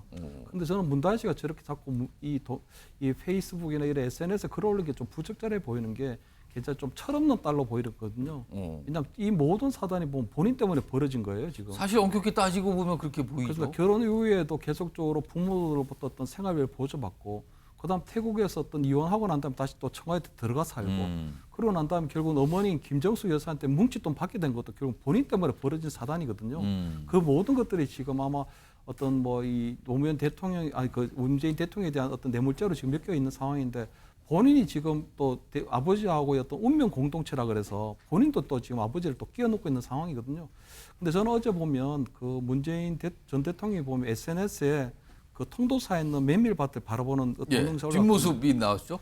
먹구름이 몰려오고 거센 바람이 부는데 그 뒤에 뒷모습을 보면 굉장히 조금 막막해 보이고, 그리고 굉장히 좀 얼굴은 비춰지지 않은데 상당히 불안감을 갖고 있는 것처럼 보이거든요. 그래서 본인은 지금 어떤 어떤 검찰의 어떤 수사에 대해서 어떻게 대응해야 하나 저렇게 좀 무기력한 상황으로 저는 넋을 놓고 있는데. 그러니까 하필 또 저런 모습이 또 올려왔단 말이에요. 저 모습을 보면 또 우리 그 친문, 그 옛날에 친문이나 우리 민주당 당원들이 보면 굉장히 애틋하고 진짜 안타까운 그런 모습도 또 동정 여론도 이끌어낼 수 있다고 보이거든요. 근데 다른 지금 또 완전히 반대로 지금 싸우겠다고 하고 있으니 정말 철없는 딸을 둔 아빠의 어떤 뭐 어쩔 수 없는 그런 게 아닐까 이렇게 보입니다. 김정욱 행정관, 문다희 씨가 지금 본인은 운명 공동체라 그랬어요. 경제 공동체 아니고요. 뭐 운명 공동체인데, 그러니까 본인의 아버지 문재인 전 대통령과 본인은 운명 공동체 이런 뜻입니까? 이거는 뭐라고 봐야 되는 겁니까? 이걸? 그것 전에 참 검찰스럽다 이런 생각을 많이 해요. 이 내용을 보면 생활비를 줬는지 안 줬는지 확인이 안 되는 상황인데 생활비를 줬다가 사위가 취직을 해서 생활비를 안 주니까 그만큼 돈을 안 줘서 뇌물이라고 하는 논리를 만들어서 얘기를 하는 상황을 보면서 참 검찰스럽다. 그리고 문다희 씨는 우리 헌법에 자기 방어권이 분명히 있습니다. 아니 검찰이 최종 판결을 내리는 주체가 아니잖아요. 수사에서 기소하는 주체잖아요. 예. 그걸 동의할 수 없는데 동의할 수 없다라고 얘기하는 거 가지고 왜 그렇게 얘기하냐고 말을 하게 되면 헌법적인 자기 권리를 행사하지 말라는 얘기밖에 안 된다는 생각이 드는 거고요. 그다음에 기본적으로 경제 공동체라고 얘기하는 건 이익관계 거래잖아요. 그렇지 않습니까? 운명 공동체는 천륜이잖아요. 천륜이 맞잖아요. 아버지인데 이런 문제 때문에 아버지랑 관계를 끊을 수는 없는 거고, 경제 공동체라는 판례를 가지고 검찰이 제가 좀 장난한다고 생각하는데, 경제 공동체 핵심은요, 이 경제 공동체라는 게 확인되는 것만 중요한 게 아니에요. 공동 정범인지 확인돼야 돼요. 서로 공모했는지에 대가성도 확인이 돼야 돼요. 그다음 외압을 행사했는지 직권을 행사했는지 확인이 돼야 돼요. 이런 내용은 하나도 밝히지 않으면서 그냥 경제 공동체다라고 얘기하니까 저는 뭐 국민의힘도 마찬가지입니다만 야 경제 공동체래 과거에 박근혜 최순실 이것 때문에 걸려서 유죄가 됐는데 이런 식으로 접근하는 건 여기 다 법조인 다 계시잖아요. 이것만 확인되는 거 아니잖아요. 경제 공동체이기 때문에 유죄가 된 게 아니라 공동정범으로 확정이 됐고 거기다 대가성이 문제가 있으니까 확인된 거니까 저는 하지만 그럼에도 불구하고 문다혜 씨가 검찰이 한 의도를 안다면 이거 계속 예를 들어 크게 할 이유가 하등이 없다는 생각이 들어요. 전 그래서 검찰의 어떤 전직 대통령 모욕 주기, 그다음에 현직 대통령 구하기에 문다혜 씨 이 내용을 안다면 굳이 이 문제와 관련해서 언급하지 마시고 수사 대비를 잘 하시는 게 훨씬 더 좋은 방법이라고 생각합니다. 그러니까 지금 경제 공동체라는 표현이 며칠 전부터 나오는데 사실 문재인 전 대통령 사위의 이른바 특혜 채용 의혹이잖아요. 이걸 검찰에서 수사를 하고 있어요, 이거를. 근데 문재인 전 대통령과 이른바 이 전사위 그리고 딸을 경제 공동체로 검찰이 보고 있는 거 아니냐라는 이런 얘기가 나온 거거든요. 근데 이 경제 공동체라는 게 이게 과거에 박근혜 전 대통령 관련 수사 때 나온 얘기잖아요. 그때 당시 영상을 좀 저희가 준비해봤습니다. 보시죠. 경제적 공동체라는 개념은 법률적인 개념이 아니라서 적절치 않은 것 같습니다. 저희들이 지금까지 조사한 바에 의하면 대통령과 최순실 사이에 이익의 공유 관계에 대해서는 관련된 여러 자료를 통해서 상당 부분 입증이 됐다고 판단하고 있습니다. 희한하게 경제 공동체라는 말을 만들어냈는데 그거는 엮어도 너무 어거지로 엮은 거고요. 또 그 경제 공동체라는 말은 암만 생각해도 이상하니까 특검에서도 철회를 했어요. 박상수 대변인, 좀 변호사시긴 한데 2016년 국정농단 사건 당시 수사 때 이게 경제 공동체라는 얘기가 나왔잖아요. 이걸 지금 박근혜 전 대통령 반겨봤지만 엮어도 너무 엮었다. 굉장한 반발이었거든요. 이 경제 공동체라는 거 이번에도 지금 적용이 되고 있는 건가요, 그러면은? 그러니까 이게 이제 법률 용어라는 건요. 대법원 판례를 통해서 그 법률 용어의 개념이 확정이 되면 법학 교과서에도 수록이 되는 개념이 됩니다. 대표적인 게 이제 그 학설로만 존재했던 성인지 감수성이 지난 문재인 정부 때 성범죄와 관련돼서 적용되기 시작하면서 현재는 형법 교과서에 성범죄 관련된 한 챕터를 장식하고 있습니다. 마찬가지로 경제 공동체라는 것도 이 수뢰죄와 관련된 수뢰죄의 공동정범성을 인정하는 것과 관련돼 처음에는 법률 용어가 아니었지만 이제 박근혜 전 대통령과 최순실 지금 이제 최서원 씨 사건에서 경제 공동체라는 용어가 이제 대법원에서 확정이 돼서 쓰이면서 이제는 이것이 하나의 요건처럼 나타나게 된 거죠. 그리고 또 한 번 이 경제 공동체가 문제가 됐던 것이 바로 곽상도 전 의원의 그 아들과 관련된 이 사건이었습니다. 당시 이제 풀려나간 것이 뭐 어떻게 된 거냐면 1심 판결에 현재 저기지만 이제 부모 자식 간이지만 독립생계를 유지했다. 독립생계가 유지됐기 때문에 경제 공동체가 아니다라고 판단을 해서 아니다라고 1심에서 판단했다는 건데요. 뇌물을 불인정했던 이러한 사안이 있습니다. 그래서 이 경제 공동체는 이제는 대법원 판례나 이 판례를 통해서 명백히 법률 용어로서 마치 성인지 감수성처럼 법률 용어로서의 지위를 획득했고요. 그렇기 때문에 경제 공동체 여부가 있는지 여부는 이와 같은 수뢰죄의 공동정범성을 따질 때 반드시 따져줘야 되는 사안입니다. 제가 문다혜 씨 SNS 이 글을 보면서 좀 들었던 생각이 문다혜 씨 같은 경우에 빨리 전문적인 형사 전문 변호사를 변호인으로 선임하시고 이 공동체란 표현을 이런 식으로 스스로 쓰는 것이 이게 우리 법률가의 용어로 쓰면 유해적 진술이 될 수가 있어요. 이게 자기방어권에 대해서 김종학 행정관님이 잘 말씀을 해주셨는데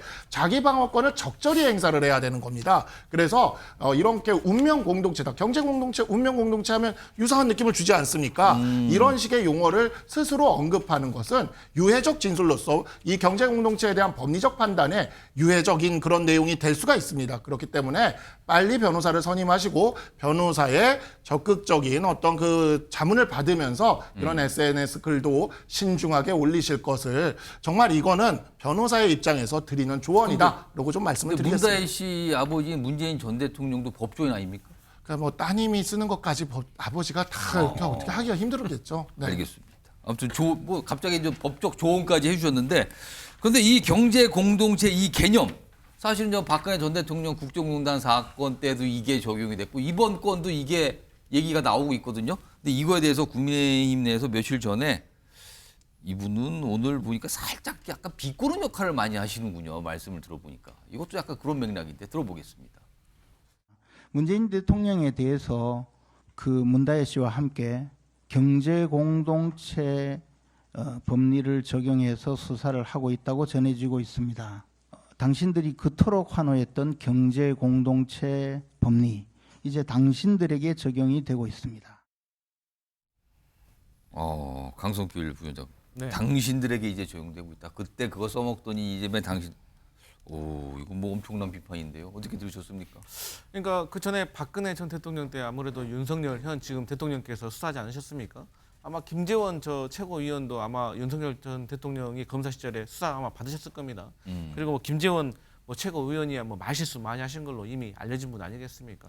그런 차원에서 그렇게 이해하시는데 저는 이 지점에서 이걸 지적을 해드리고 싶어요. 지금 경제 공동체를 논할 때가 아닙니다. 왜냐하면 경제 공동체를 논하려면 지금 현재 문재인 전 대통령의 전 사위가 취업을 할 때 특혜가 있었는지 없었는지가 유죄로 나와야 돼요. 유죄로 나오면 그때 그 과정에서 누가 개입을 했고 그 특혜 취업으로 해서 누가 수혜를 받는지가 밝혀지고 그 밝혀지는 과정이 유죄로 결정이 나면 그때 문재인 전 대통령과 문다혜 씨가 경제 공동체인지 아닌지 이런 얘기가 나와야 되는데 지금 현재 상황은 지금 사위의 취업이 특혜다라고 아직 결정되지도 않은 걸 기정사실화하고 지금 그렇다면 문재인 대통령과 따님이 경제공동체 아닌가 이런 문제를 논하고 있기 때문에 그렇기 때문에 저희 민주당이 봤을 때는 이게 공정하지 못한 야당 탄압이고 대통령의 흠집내기다라고 말씀드리는 겁니다. 알겠습니다. 그냥 뭐 한 분은 조언을 해주시고 한 분은 이거 뭡니까 지금 왜 뭐 확정도 안 되는데 이게 벌써 나옵니까? 약간 이런 반응입니다. 알겠습니다. 자, 다음 주제는 영상으로 먼저 만나보도록 하겠습니다. 보시죠. 재임하던 5년 동안 약 5천억 원의 공시자금이 조성되었습니다. 주로 기업인들로부터 성금으로 받아 조성된 이 모든 책임은 전적으로 저에게 있습니다. 노소영 씨가 재산 분할을 1조 3천억 이상 받게 된 결정적 이유가 저 300억을 노태우 비자금에서 선경에 제공했다는 거죠. 그러면 결국은 범죄로 은닉한 비자금이 계속 형성이 되어 있었다는 것이고 검찰은 추징을 못했다는 겁니다. 저는 불법적으로 조성된 비자금 이 부분은 환수되는 방향으로 검찰이 가닥을 잡는 것이 맞겠다 이렇게 생각이 드는데 후보자는 어떻게 생각하십니까? 제가 지금 구체적 사실관계도 모르는 상황일 뿐만 아니라 이게 법률상 가능한지도 해외에 은닉된 과거 대통령과 관련된 불법 재산과 이런 탈세와 관련된 문제에 대해서 만약에 검찰총장이 되신다면 다시 국민들의 의혹을 해소할 그런 생각을 갖고 계십니까? 제가 나중에 혹시 검찰총장으로 소임을 다할 기회가 주어진다면 그때 가서 한번 판단해 보도록 하겠습니다. 자, 성경 300억 이렇게 써 있는 메모가 이게 사실은 세기의 이혼 소송이라는 최태원 SK 회장과 노소영 관장 사이에서 이 재판에서 나왔잖아요. 그러면서 이게 여러 가지 뭐 역할을 했다는 건데 이게 좀 이러네요. 이 메모가 자충수인가 비자금 의혹이 증폭되고 있다. 당시 재판 결과 2심 결과 나왔을 때도 약간 논란이 있었지만 지금 정치권으로까지 이게 왔어요 지금요. 그래서 증폭되는 분위기인데 이 얘기 좀 해보겠습니다. 그 메모, 그러니까 노태우 전 대통령의 부인인 김옥숙 여사가 작성했다는 메모거든요. 작성했다는 메모. 이게 지금 보시면요. 이 내용이 이래요. 뭐 노 회장 뭐 얼마 그리고 저 성경 300억이 들어가 있거든. 이 메모가 두 가지가 있었어요. 근데 300억 됐고 뭐 다른 것도 쭉 있어요. 현찰을 쭉. 그러면서 합계 한 900억 좀 넘게 되는데 이 메모가 그때 당시 법원에 제출돼 갖고 됐다는 건데 이용민 변호사. 예. 지금 정치권을 중심으로 이 메모 보니까 뭐 아주 상세하게 적혀 있다 금액이. 그러면 이거는 사실은 노태우 전 대통령의 그 비자금과는 또 별개의 돈으로 보인다 지금. 그럼 이거 몰수 추징에 대한 목소리가 나오는데 이거 지금 가족이 직접 목소를 작성한 거 아니에요. 그러면 이걸 근거로 추징 환수는 할 수 있는 거 아닙니까? 일단은 뭐 저 메모장의 메모 내용에 대해서 신빙성이 있는지 여부가 중요할 것 같은데 이 부분에 대해서는 지금 가사 사건에서 인정이 된 것과 형사 사건에서는 법리가 조금 다르기는 합니다. 그래서 가사 사건에서 이게 인정이 돼서 기여도가 참작이 됐다라고 하더라도 그게 바로 이 형사 사건에서 몰수 추징이 되어야 된다 이런 논리로 갈 수는 없고요. 이 부분에 대해서는 다시 한번 뭐 판단을 받아봐야 되는 그런 문제가 생기는데 대신 이 비자금에 대해서는 결국 이제 받았는지 그리고 줬다라고 하는 사람이 이런 관련자들의 진술에 신빙성이 있어야 되고 이런 신빙성이 있다는 걸 전제로 해서 그다음에 이제 자금 출처가 어떻게 되고 어디에 사용됐는지 이런 부분까지도 어느 정도 특정이 돼야만 몰수 추징에 대한 이야기가 나올 수가 있고요. 근데 문제는 이미 시효가 너무 많이 지나버렸습니다. 이미 당사자 노 전 대통령도 사망해버렸고 시효도 너무 지나버렸기 때문에 지금에 와서 이거를 다시 이 몰수를 추징을 하자라고 했을 때 가능한지 법적으로 따졌을 때는 사실 불가능에 가깝긴 한데 근데 대신 여론이 이런 부분들에 대해서 이거는 이제 그대로 두면 안 되고 요런 이제 어쨌든 뭔가 불법적인 행동을 통해서 벌어들인 일군 수익에 대해서는 다시 추징을 해야 될 그런 몰수를 해야 될 그런 필요성이 있지 않나 이렇게 이제 이야기가 나왔을 때는 아까 말씀하셨던 대로 뭐 특별법을 통해서 아니면 뭐 입법안의 발의를 통해서 다시 한번 또 이거를 뭐 추징을 해볼 수 있는 그런 안은 마련이 될 수 있을 것 같고요.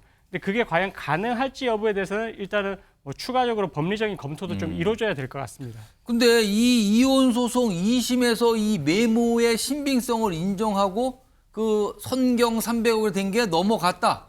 SK 쪽으로 넘어갔다는 걸 법원이 인정한 거 아닙니까? 그렇다면 그 메모의 실체와 내용에 대해서 진실성을 법원이 받아들여 준 거잖아요. 근데 이 비자금은 추징이 불가능한 거라고요? 근데 이제 말씀드렸다시피 가사사건 재판부에서 판단을 하는 영역과 예. 형사사건에 있어서의 판단하는 영역이 조금 다르다라고 보시면 될 것 같고 가사사건에서도 일단은 지금 아직 상고심까지 가 있고 이 부분에 대해서는 계속 이제 상고심에 어떻게 보면 가장 뜨거운 도마로 이제 올려질 거거든요. 예. 왜냐하면 이 비자금의 내용에 대해서 이 뭐 그런 또 최태원 회장 측에서 또 그런 주장도 하더라고요. 이게 이 노 전 대통령의 퇴임 이후에 이제 뭐 어느 정도 이제 이런 경제적인 뭐 이익을 제공을 할 것을 대가로 해서 이제 이 작성이 된 거다라는 또 그런 식의 또 내용도 있어가지고 그러면은 그게 이미 그 돈이 있는 게 아니다. 그렇습니다. 대여를 한 게 아니라 이거는 이제 줄 돈에 대한 그런 향후에 뭐 갈 수 있는 걸 쓴 것뿐이다 이런 얘기예요. 네네 그런 이제 주장도 있어서 과연 이게 받았다라고 하는 그 부분에 대해서 바로 이제 신빙성을 인정할 수 있을지 그 부분에 대해서도 상고심에서 다시 판단이 될 여지가 있어가지고 일단 지금 이게 가사 사건에서 지금 뭐 항소심에서 인정이 됐다고 해서 반드시 몰수 추징이 되는 그런 재산으로 특정이 됐다 이렇게 보기에는 조금 애매할 것 같습니다. 아까 봤던 메모 좀 볼까요? 이게 메모가 사실은 두 가지가 있어요. 이 화면은 1999년 2월 메모인데 98년에 작성된 메모에도 역시 거기도 성경 300억은 들어있거든요. 근데 여기 보면 시청자 여러분은 어떻게 보십니까? 이게 그 메모의 일부만 담은 거지만 굉장히 구체적인 액수 아닙니까? 어떤 사람을 쓰고 얼마 은행 금고 채권 얼마 하고 합하면 900억이 넘는 돈이 나와요 여기서. 이런 굉장히 이른바 굉장히 디테일한 메모거든요. 그 법원도 이혼 재판 법원에서도 이걸 2심을 인정해 준 건데 근데 이게 그러면은 그냥 이혼 재판에서는 인정이 되고 저 비자금의 문제 자체는 추징에서는 인정이 안 되는 이런 상황이라는 건데 아까 지금 사실 야당에서 움직임 중에 하나가 전직 대통령이 사망을 했을 경우라도 이 범죄 수익을 몰수하고 추징할 수 있도록 하는 내용의 법안 발의를 하겠다고 그랬거든요. 근데 이건 또 소급 문제가 적용되는 겁니까? 그럼 소급 적용 문제가? 그렇습니다. 이미 뭐 1995년도 당시에 이제 검찰 수사도 이뤄졌고요. 예. 그때 당시에 뭐 비자금 액수도 특정이 됐고 이미 다 한번 이제 재판까지 가서 이제 선고가 났던 부분이기 때문에 다시 이걸 판단을 하기 위해서는 결국은 이제 다시 소급을 하는 문제로 갈 수밖에 없는 거거든요.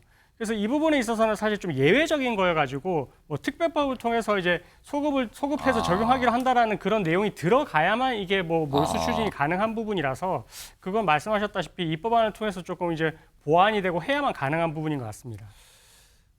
그러니까 이게 생각지도 못한 쪽으로 이 이혼 소송이 전혀 예상치 못한 이게 뭡니까? 이게 비자금 파문 뭐 이런 걸로 가버렸어요. 지금 성주권에서 얘기하고 있거든요.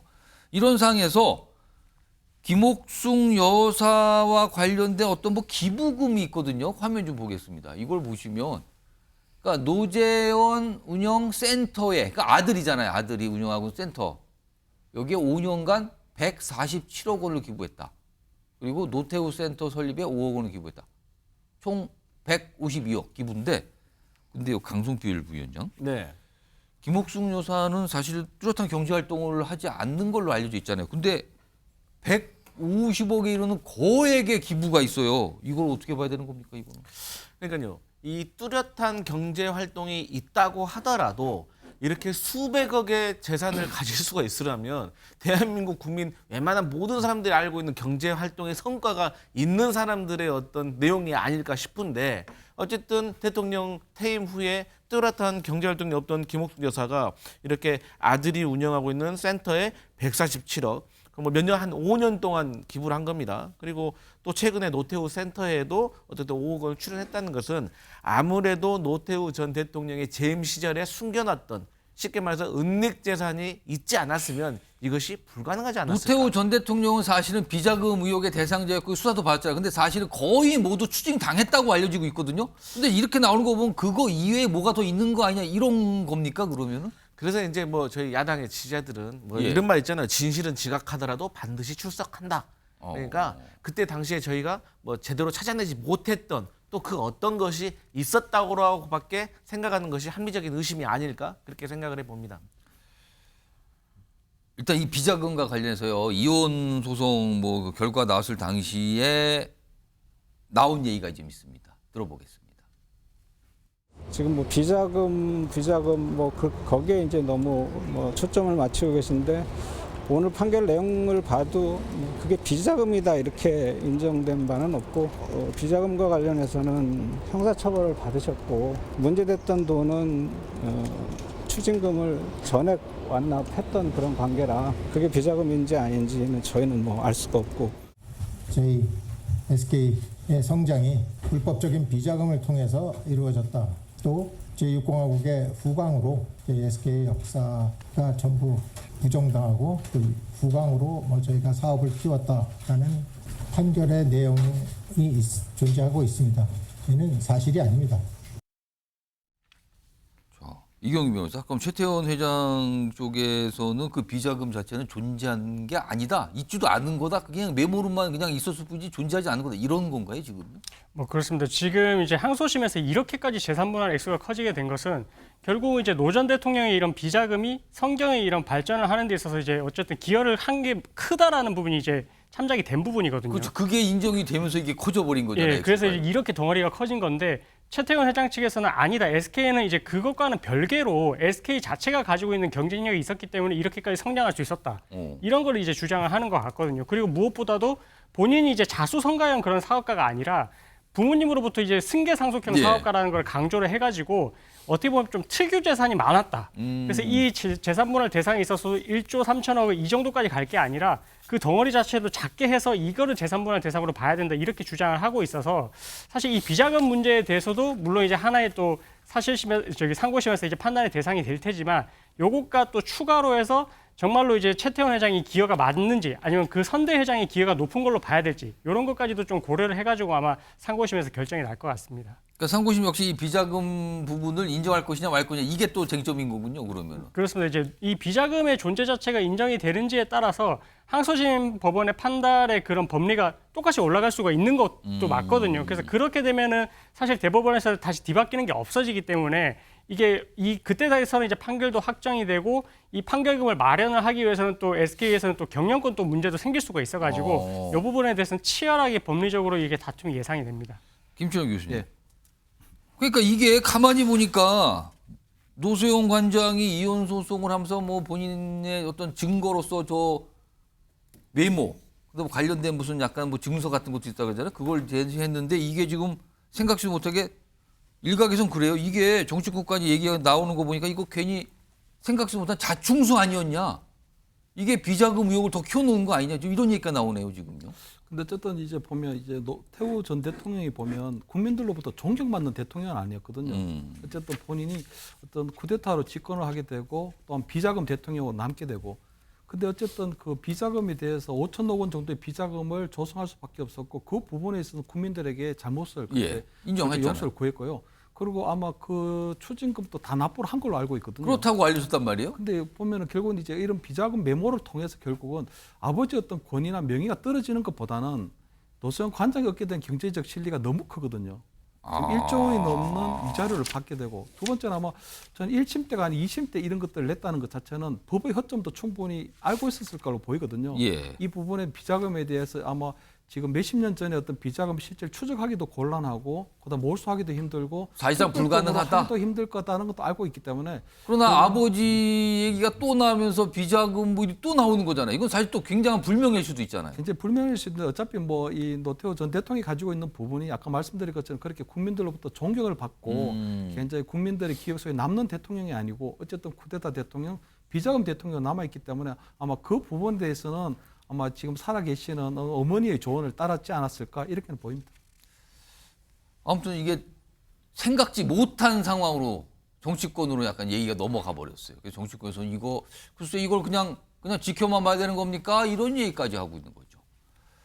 자, 다음 주제로 넘어가겠습니다. 역시 영상으로부터 만나보겠습니다. 그 악마를 제가 믿고 함께 했던 그 시간들이 저희 엄마랑 제 동생과 제 친척들, 주변 사람들 명의로 뭔가를 했던 정황도 이번에 제가 확인을 하게 됐고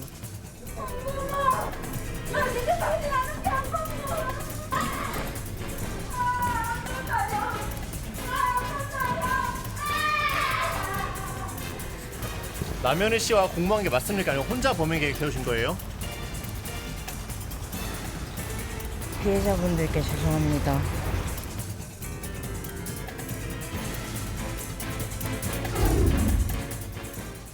이게 벌써 시간이 꽤 흘렀는데 전총조 남현희 이 얘기 많이 나오는데 지금 전총조 징역 4년이 추가되고요. 남현희 씨는 자격정지 7년 이렇게 각각 뭐가 나왔어요. 화면으로 정리 좀 해보겠습니다. 전총조 씨 관련된 거예요.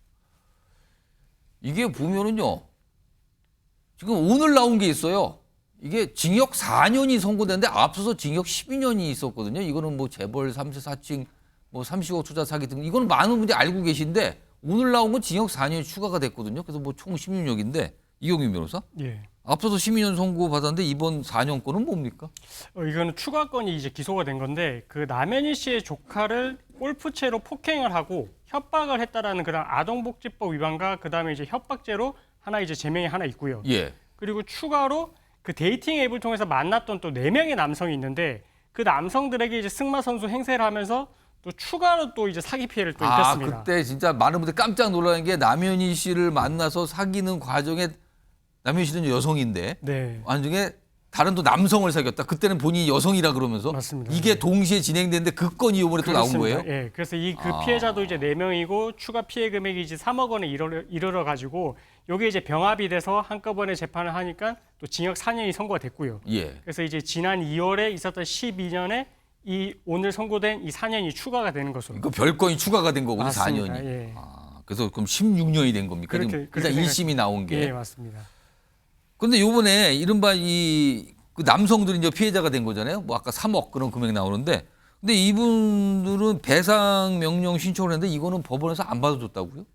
배상 명령 제도라는 게 그 이제 형사 사건에서 피해는 어떻게 보면 그 피고인을 처벌을 하는 거고요. 예. 그 다음에 이제 민사로 가서 손해배상을 받는 건데, 근데 이제 민사로 가게 되면 조금 이제 시간적으로도 오래 걸리고 또 비용이 추가로 소요되니까 그걸 형사 사건 절차에서 1심에서 판결을 선고할 때 이 피해 금액도 같이 배상하라 이렇게 선고를 하는 경우도 있어요. 근데 이제 그렇게 하는 경우도 있지만 이게 만약에 피해 액수에 대해서 조금 다툼이 있거나 할 경우에는 그런 경우에는 이거는 이제 재판부, 형사재판부에서 판단하기는 좀 곤란하니까 예. 이건 따로 민사에서 다시 청구를 해서 이제 판단을 받아봐라.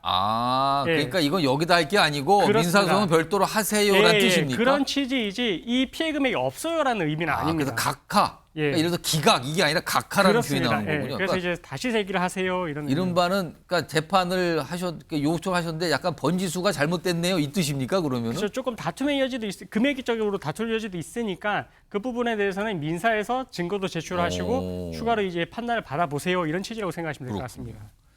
그리고요 남현희 씨 관해서 아까 제목에 남현희 씨는 그러니까 펜싱 국가대표 출신 남현희 씨 굉장히 유명했잖아요. 근데 지도자 자격정지 7년이 나왔다는데 이거는 무슨 내용입니까? 네, 이게 그 펜싱 협회에서 당시에 1심에서는 제명이 있었고 지금 이게 2심제인데 예. 불복하니까 서울시 체육회에서 이 지도자 자격정지 7년을 내렸거든요. 예. 근데 이 사안은 뭐냐면 남현희 씨가 뭐 다 아시다시피 펜싱 클럽을 이제 운영을 하고 있습니다. 학원을 운영을 하고 있는데 그 안에서 코치가 그 미성년자들을 상대로 이제 성폭 폭력에 해당하는 그런 이제 범죄를 일으킨 게 있어요. 근데 그 부분에 대해서 신고를 했어야 되는데 신고를 하지 않았다는 그런 부분이 또 있고요.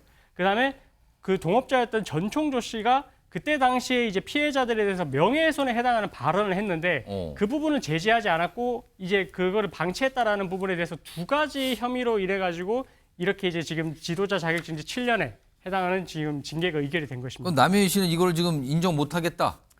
뭐 약간 항변하겠다 이런 뜻인가요, 지금? 그렇습니다. 이 부분에 대해서는 사실 이제 뭐 수사기관에 수사를 받은 것도 아니고 예. 어쨌든 뭐 재판을 통해서 이루어진 것도 아니기 때문에 뭐 명확하게 지금 이 결정만으로는 본인이 이렇게까지 중징계를 받는 것은 뭐 자기가 이제 수긍을 할 수 없다. 그래서 이 부분에 대해서는 소송을 통해 가지고 다시 한번 본인이 뭐 항변할 수 있는 부분에 대해서 제대로 다퉈보겠다. 뭐 이런 입장을 지금 밝힌 상태입니다. 두 인물이 참 논란의 대상인데 복잡하게 가고 있군요. 여러 가지 또.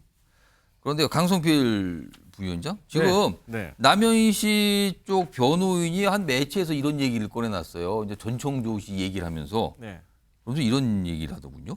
믿기 어려운 일이지만 만나서 몇 번 얘기하면 몇 천만 원씩 내놓게 된다. 전총조 얘기. 그리고 담당 수사관도 어떻게 해도 이해가 안 된다. 어떻게 그런 일이 있는지 이렇게 얘기했다는데 이걸 이해를 어떻게 해야 되나요? 그러니까 이제 전총조 씨가 정말로 타고난 사기꾼인 거죠. 지금 여기 자막 나오잖아요. 이 유명한 아임 실레요가 또 나오네요. 그렇죠. 아임 여기서 실레요. 또. 그러니까 참 콩글리시죠. 예. 그러니까 이 형사가 하는 말이 보통의 사기꾼들을 보면 예. 사기 수법이 한 가지에서 두 가지 정도 매우 단조롭다고 합니다. 그런데 전총조 씨는 13가지 수법을 동시에 사용을 했다고 해요. 그러니까 당해낼 수가 없는 거죠. 그러니까 예를 들어서 미안할 정도로 잘해주면서 또 의외성, 예상치 못한 그 고가의 선물. 실제 남현희 씨한테 한 10억 상당의 선물을 뭐 외제차, 뭐 명품백, 그리고 뭐 또 본인의 숨겨진 재벌 3세 스토리, 예. 그리고 가장 하이라이트가 이거잖아요. 일론 머스크하고 펜싱 경기하기로 했다고. 그래서 당신에게 펜싱 배워야 된다고 했다는 거 아닙니까? 그랬었네요. 예. 그런데 펜싱 경기장 앞까지만 가고 아마 펜싱 경기 하는 건 못 봤지만 어쨌든 남현희 씨가 언제 뭐 일론 머스크를 봤겠습니까? 그 재벌가의 어떤 삶을. 그렇기 때문에 심적으로 또 공허한 상태를 위로해주고 또 상대방의 약점을 어떻게 보살펴주는 그런 심리적인 어떤 접근까지 해버리니까 남현희 씨도 속수무책으로 당한 것 같습니다. 아무튼 오늘 또 재판 결과 나와서 또 다시 또 그 당시의 모습이나 얘기가 또 회자되고 있습니다. 자, 다음 마지막 주제 역시 영상으로 먼저 준비되어 있습니다. 보시죠.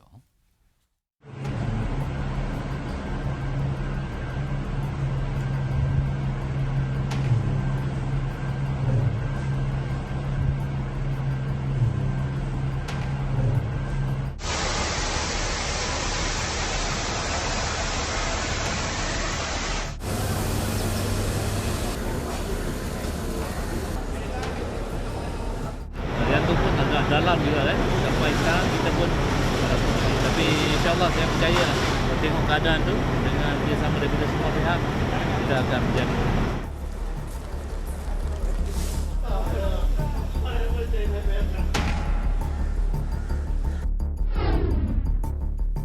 (8m) 싱크홀에 빠진 여성 찾은 건 신발뿐. 우리나라가 아니고요. 말레이시아에서 최근에 있었던 일인데요. 우리나라도 좀 싱크홀 걱정 많잖아요. 근데 말레이시아에서 진짜 심각한 싱크홀 사고가 발생을 했습니다. 화면 좀 보시죠. 강성필 부위원장, 이거 보시면 설명 좀 해주세요. 아까 영상 보는데 깜짝 놀라겠습니다. 저 많은 분들이 저런 모습이었는데 이게 무슨 일이 어떻게 벌어진 겁니까? 그러니까 아주 단순한 사건입니다. 사건의 어떤 내용 자체는 예. 말 그대로 쿠알라룸푸르에서 어떤 시민이 걸어가고 있었는데 예. 하필 그 걸어가는 장소에 그 땅에 싱크홀이 발생해가지고 그분이 추락을 해버렸는데 지금 저 모습이잖아요. 그렇죠. 근데 8m나 되는 아주 깊은 곳이어가지고 싱크홀 그 깊이가 8m짜리. 그렇죠. 그래서 찾을 수가 없었다는 거잖아요. 그런데 싱크홀이요. 이 지하로 2.5cm 들어갈 때마다 1기압의 압력을 받게 됩니다. 집안이. 그러면 만약에 뭐 25m를 들어가게 되면 예. 뭐 250 어떤 기압의 압력을 받게 되고 이게 물이 빠져나가면서 이 땅속이 비어버리기 때문에 생기는 거거든요. 예. 근데 이게 지하수 네트워크가 점점 복잡해지지 않습니까? 예. 그러다가 이게 치수 시설이 제대로 되지 않아서 물이 흐르지 않고 빠져나가 버리면 빈 공간이 생겨서 이게 압력으로 땅이 꺼지는 상황이 갑자기 발생할 수가 있는 거죠. 그래서 저런 8m 추락사가 발생하는 상황인 겁니다. 또 화면을 다시 보겠습니다. 내용이요. 지금 저렇게 길 가다 황당하잖아요. 지금 옆에 앉아있던 남성분은 가까스로 빠지지 않았어요. 지금 싱크홀 8m짜리가 들어갔는데 또 싱크홀 아래 지하수가 아까 보시면 물이 흐르잖아요. 굉장히 빠른 속도로 흐르는데 이 물에 휩쓸려 간 것 같답니다. 실종이에요. 그리고 9일 동안 수색했지만 종료했습니다. 결국 찾은 건 슬리퍼 한 켤레. 아까 수색하는 모습과 있었는데 결국 이렇게 끝나버렸어요. 관광객이에요. 이경윤 변호사. 이분이 인도 관광객이라 그래요? 그럼 다른 나라에 관광을 왔다가 참변을 당한 거잖아요. 그럼 이거는 이 인도 관광객 이분들의 유족이나 이런 분들은 이걸 어디에다 호소할 수 있습니까? 배상은 이거 어떻게 되는 겁니까, 이걸? 일단은 보통 이제 한 나라에서 이런 도로에 대한 관리 책임이 다 있거든요. 예. 다 있기 때문에 이 부분에 대해서는 작년에도 보니까 이제 토사가 유출이 됐는데 그때 이제 보수 작업을 또 거쳤다라고 하는 부분이 있어가지고 예. 어떻게 보면 국가 차원에서 아니면 지자체 차원에서 이 부분에 대해서 문제가 발생할 수 있었다라는 부분에 대해서 충분히 인지를 하고 있었을 것 같거든요. 그래서 그럼에도 불구하고 뭔가 제대로 된 조치를 취하지 못했기 때문에 이런 사고가 발생을 했다라고 이제 보게 되면 예. 충분히 이제 이 말레이시아 국가를 상대로 이게 소송을 할 수 있는 부분이고요. 예. 그리고 이런 뭐 도로나 이런 부분들에 대해서는 우리나라 같은 경우에는 이제 따로 이제 영정을 배상 책임 보험을 또 가입을 하고 있어서 만약 말레이시아 내에서도 이런 지자체에서 그런 보험에 가입된 게 있다면 그런 부분들을 통해서도 한번 보상을 받는 부분은 한번 고려를 해보셔야 될 것 같습니다. 김준호 교수님. 우리도 지금 남의 일이 아니에요, 사실은요. 근데 이게 사실은요, 장마나 여름철 이러면은 더 그 이후에 좀 싱크홀 자주 나온다 그러는데 이거 좀 어떻게 해야 될까요? 한 30초 정도밖에 시간이 없는데 뭐 어떤 대책이 좀 있을까요? 일단 원인 불명이긴 한데 우리나라 같은 경우는 그나마 도로에서 일단 싱크홀이 벌어지고 있어서 인도에서 벌어지고 있지 않아서 실질적으로 저런 인명 피해까지는 없게 되는데 제가 볼 때는 앞으로 그 이 원인이 정확하게 밝혀지고 있지는 않는 상황이거든요. 그렇기 때문에 아마 저는 지금 뭐 아마 싱크홀이 벌어진 이유가 결국은 우리 지하에 있는 땅이 부족한 그런 현상이기 때문에 아마 예. 서울시든 중앙정부에서도 좀 본격적으로 아마 지하도 맵을 구성한다거나 하는 쪽도 본격적인 근본적인 위기 관리 대책이 좀 필요하지 않을까 이렇게 보입니다.